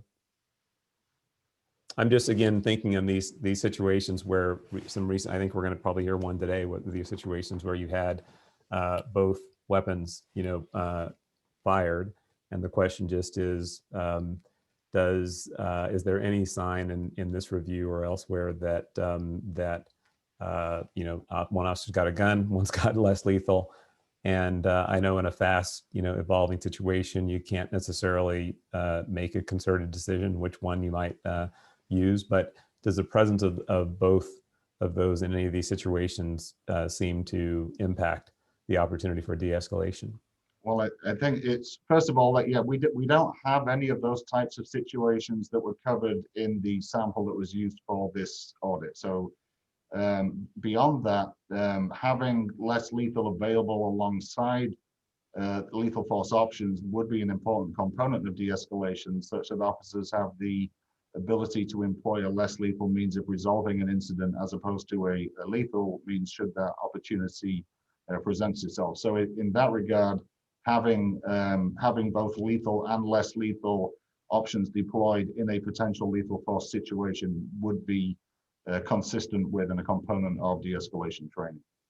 Well, I think just give me that one more time, because you touched on, I think, what an initial assumption would be that you have less lethal in order to enhance the opportunity for de-escalation, and so you have that, and what I'm the issue or the concern that I'm expressing is, in some cases where you have the presence and deployment of less lethal, but you still have the firing of the gun. So that's part of what I'm trying to understand is, again, I can understand in some situations where something emerges, someone rises up, on you, and you're going to fire whatever's in your hand, and maybe there's, that kind of those situations where there's that's necessary. But I'm just wondering, if that's something that's ever been looked at, as to whether the assumption that we're making, the presence of less lethal, is having the effect of the use of less lethal over the firearm. Well, I think it certainly provides the opportunity for the less lethal to be used to resolve the situation. And of course, the drawing and exhibition of a firearm is regulated by department policy, and there may be many situations where, while the deployment of a less lethal weapon is appropriate, the situation would not meet the criteria for an officer to draw and exhibit a firearm. So, there will be situations where only less lethal would be deployed, and where the firearms would remain holstered during an incident. I think that that's one type of scenario, but it's also the case that there are many situations where the drawing and exhibition of a firearm is warranted due to at least some potential that the situation could become a deadly force situation, but that the deployment of less lethal alongside that lethal weapon provides opportunity to resolve the incident without resort to lethal force. And thank you. If I might just ask the chief briefly, staying with that in that kind of situation, when I say that kind of situation, I'm envisioning a situation where officers are at a scene. I can imagine one such scenario, 2 patrol officers show up and they make a determination, as to which, if they're using less lethal, and how that plays out. In the other situation, or in another situation where a supervisor is on scene, for example, what I'm wondering is with regard to less lethal in particular, are those situations any more controlled than the others? In other words, is it someone giving the direction to, we've heard these situations where somebody directs somebody to go to the car and get the 30, 35, or the 37 millimeter or the 40 millimeter, the beanbag or something. So just give me a little bit of a discussion of, practically speaking, how this plays out when there's a supervisor present and when maybe there isn't. Well, it's part of our command and control. It's part of the patrol acronym. It is very much ingrained into our training as well as our expectations of the senior officer on scene. And if that's a supervisor, or if it's in the absence of a supervisor, that we have, it falls to the person who becomes the incident commander at any rank. It also influences our dispatch policy for people with edged weapons, that we dispatch a supervisor, as well as we now dispatch a less lethal option to ensure that on scene options other than a designated cover officer, that being the officer who's unholstered and has a firearm out because of the threat of serious bodily injury or death, that there's options there. And it is incumbent and why we train the fire control in the manner of command and control to our line personnel and supervisors as they work as a team and they rely upon each other. And it is the instance in which we believe additional options do provide, that the patrol acronym calls out, does provide for de-escalation and does allow us to, as in this situation, in 70 instances involving individuals who were in this sample individually reviewed and looked at as the actions of the officers, only one involved in any level of force. And that was certainly no serious level of force. So the vast majority of time, the training, the command, the control, the supervision works. It works as desired. There are instances in which less lethal is not effective. It has a failure rate of approximately 33%. And that what we look at is when we look at the use of the beanbag and the 40 millimeter or the taser, we see, and it's one of the measures we gauge in our use of force report annually, is that what is the effective rate? We moved as a matter from beanbags to 40 millimeters because we saw an increasing rate of failure on the part of the beanbag tool, its accuracy as well as its ability to overcome the threat.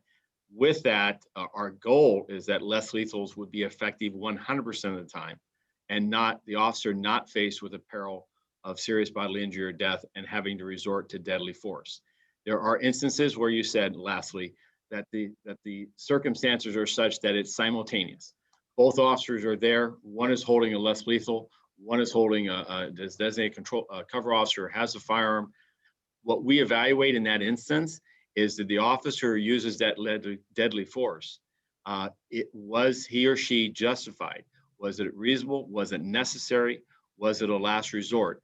Or did they fail to wait and observe whether or not the less lethal or some other tactic would prove effective?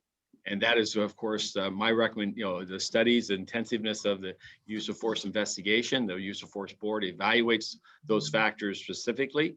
The change in the commission, my report to the commission over the last 2 years has been to call out each of those items of the patrol acronym to ensure that the evidence of the investigation either supports or doesn't support or is neutral on what the preponderance of evidence shows relative to those factors. And then, of course, the commission makes your decision as to the in or out of policy of the use of that deadly force, as well as the other force options that are used, the drawing, exhibiting, as well as the tactics. It's a long answer, but it's not an easy one or the other conversation. It's involved. Yeah, I appreciate that. So one last question then, and let me go to the 33% in those cases where it's not successful. Is there any rhyme or reason to those? Like, are those cases a combination of situations, again, where one or two patrol officers is there and they make the decision, versus where you have the officers acting at the direction of a supervisor? Is there any rhyme or reason or any sense that de-escalation is any more or less effective in either of those scenarios? I know there's a lot of different scenarios, and I'm just lumping a lot into maybe those two, but I'm just trying to understand the utility of the command and control element of it. Right. Does that enhance anything more effective, or make it de-escalation any more effective? So in each of the tools, officers are trained to continually evaluate the facts and circumstances and the effectiveness of the tool that's being utilized, and to have options and alternatives. And by the way, those alternatives are not, in all instances, or nearly, in the vast majority of instances, are not deadly force. They transition to another device. They may transition to OC gas. They may transition to a baton, physical force. The failure of a taser does not mean it's going to result in a use of deadly force.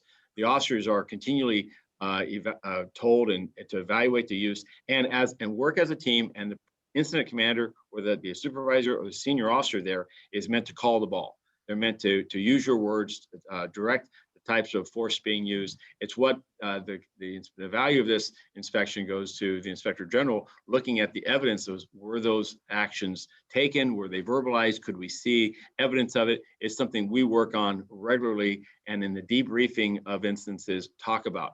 How did you engage? What were your options? What were your tools? How did they work? What was the lesson learned? What alternatives could you have employed? But again, I'm just, maybe you said this, I didn't hear you, but is there any more effectiveness in a situation where a supervisor, where some other, supervisor or someone in that command control situation is directing the use of the, get the big bag, get the 40 millimeter, get ready, versus a situation where two, patrol officers may themselves in a very short period of time be wrestling with is there any sense that the outcome is any better in either of those scenarios? Oh, we believe time is our friend. Time benefits all. It gives you options, it gives you alternatives, it allows situations to de-escalate, sometimes by the actions of the offender themselves. So time is always on our side. It's a key component of patrol, of the acronym. It's a key component of our training. So a supervisor on scene also adds a level of objectivity, a certain amount of, they're not hands-on. So they have one layer removed. And then lastly, factors that impact the effectiveness of these tools can be the matter of mental health. It could be the matter of a person under the influence. It could be a matter of clothing or placement of where the individual's at and the difficulty of delivering the tool effectively. There are, whatever can go wrong generally does is our experience as far as this is a very hostile environment in which these tools are utilized, which is why it's so challenging to find effective tools. Actually, people look at it and say, it fails 1 out of 3 times. And our point is that it works 2 out of 3 times and gives us options other than having to go hands-on, which increases the rate of risk of serious injuries, both to officers as well as offenders. And it certainly has also, in my view, lessened the reliance or the dependency on the use of deadly force as a last resort. Absolutely. Thank you very much. Appreciate that. Thank you, Commissioner Bonner. Other questions from commissioners? Chief, just a brief question to follow up. I'd like to get your comments more holistically on the entire report, your efforts to address de-escalation, and in particular, if you could address the body-worn video issue, particularly with the 2-minute buffer.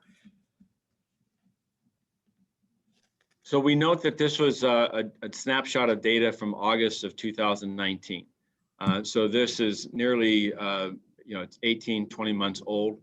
We have worked, as the commission is aware, in the last 18 months extensively on the body-worn video to ensure that the buffers are in place and that people are utilizing it in a more consistent manner. And we've seen over time that improvement, and we've also taken disciplinary action against those that have failed or fallen short in this area. The matters of officers planning and discussing their planning with one another, we think that this is an interview. We understand the snapshot, and out of respect to the Inspector General, we're thankful for this review. We do wonder if an interview with the involved employees would have perhaps offered more insight as to why they sat there silent or made little remark with each other as they went to a call. This may be their 5th or their 10th call. They may have been partners for quite some time. But what we did see is that when they got on scene, I did take note that their execution of their plan wasn't, there was areas of room for improvement. And so that's what we're committed to, the ongoing training, the use of debriefing of instances, the review of critical incident videos and other videos to find opportunities of are our people exercising good command control, good at de-escalation. And I'll close by saying in the last year, there's been a series of ongoing audits and inspections by our Bureau command teams that go to utilization of body-worn, the buffer, the presence of it being used at the appropriate time and for the duration of the event, but also the conduct of the officers during that time in which the video was captured. That is an area that we're having increasing difficulties because of staffing, is to maintain that vigilance. the Inspector General is directly on point, using opportunities of audits and inspections to, when there is not complaint of activity, when there's not a crisis event in which we dig deeply, but using it on a more routine basis is in all of our interest in improving performance, because it gets to witness our people in a positive way to reinforce good traits, but also identify those that we need to see improvement on. So that's my overarching view. And then lastly, this speaks to an ongoing series of much critical need of ongoing training and reinforcement and persistence in delivery with rank and file. And at the same time, just a couple hours ago now, we spoke about the need for much additional training in a kind of a different area of our work. And that's why Chief Choi, and I know this madam's closed, but Chief Choi has been tasked with this strategic plan of how do we take our existing suite in the last 5 years of efforts to ensure de-escalation, reverence for life, use of force as a deadly force as a last resort, reliance on these other tools. How do we take that book of work and continue it in the pursuit of it while we bring on these new demands and new expectations? Understood, Chief. Thank you. But to summarize, you support the recommendations made by the 1000%. Yes. All right. Thank you for that. I assume then there are no further questions from commissioners since I had opened it previously. So I'll then move the matter forward and call the question. The recommended board action is to review and approve the Inspector General's report. I'll move it forward. Is there a second? Second. Moved and seconded multiple times. Thank you. All in favor, please say aye. Aye. Aye. All opposed? Thank you. It passes 5-0. Thank you all very much. The final matter on the regular agenda is item G. And I'd ask the executive director. By the way, thank you to everyone in the Inspector General's report office for working on that matter, for bringing it forward. I know a considerable amount of time and effort by many staff members go into each of these reports. So thank you very much. And I apologize, I was remiss for closing out on that. But item G, Mr. Executive Director, Mr. Tiefenk, would you give, the commissioners have read the report, if you could give us a brief summary of what's before us. Yes, Madam President, as you know, and the fellow commissioners know, the Board of Police Commissioners is responsible under Chapter 10 of the Los Angeles Municipal Code for issuing 54 different types of police permits. The authority of that issuance has been delegated to the Police Permit Review Panel and to the Executive Director. On an annual basis, the Commission is responsible for developing a fee schedule for cost recovery under Mayor's directive. The report before you is our analysis of the fee schedule for calendar year 2022. The report takes into consideration the time and motion study for the various employees and their hourly wage and their cost allocation plan, which is the indirect benefit costs of each of those employees who are involved. We then calculate that and come up with a fee. It's transmitted to the city administrative officer and to the chief legislative analyst. They review our work, and then if there are any corrections, they will make those. In the past, there have not been. It goes to the city council, who ultimately adopts the fees, and they would become effective January 1 of 2022. Thank you, Mr. Tiefenk, for that brief summary. Questions for Mr. Tiefenk, any commissioner? Seeing none. Thank you, commissioners. I'll call the matter forward, and the recommended board action is to approve the executive director's report and transmit to the chief administrative officer and the chief legislative analyst. Is there a second? Second. Moved and seconded. All in favor, please say aye. Aye. Aye. Opposed? Thank you. It passes 5-0. Much appreciated, commissioners. With that, Madam Secretary, please take us to closed session. The Board of Police Commissioners will now recess into closed session to discuss agenda items 4A1 and 4A2 in accordance with Government Code 54957. Thank you very much.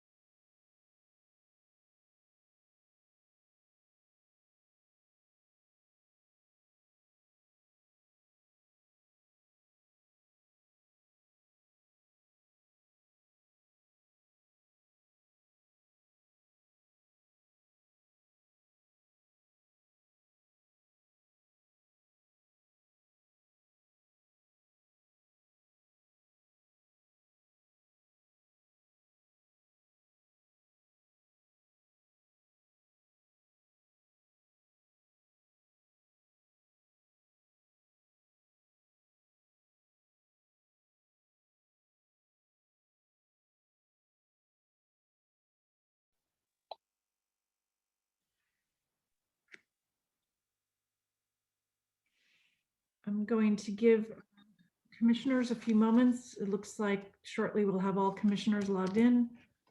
One moment.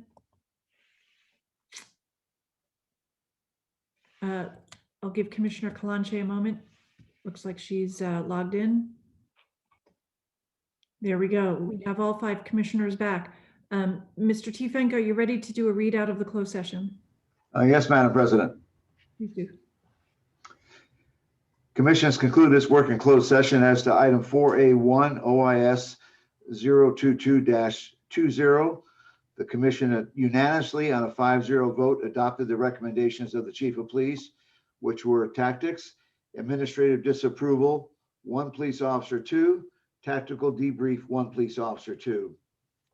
Drawing exhibiting in policy, 1 police officer 2, lethal use of force, out of policy, administrative disapproval, 1 police officer 2.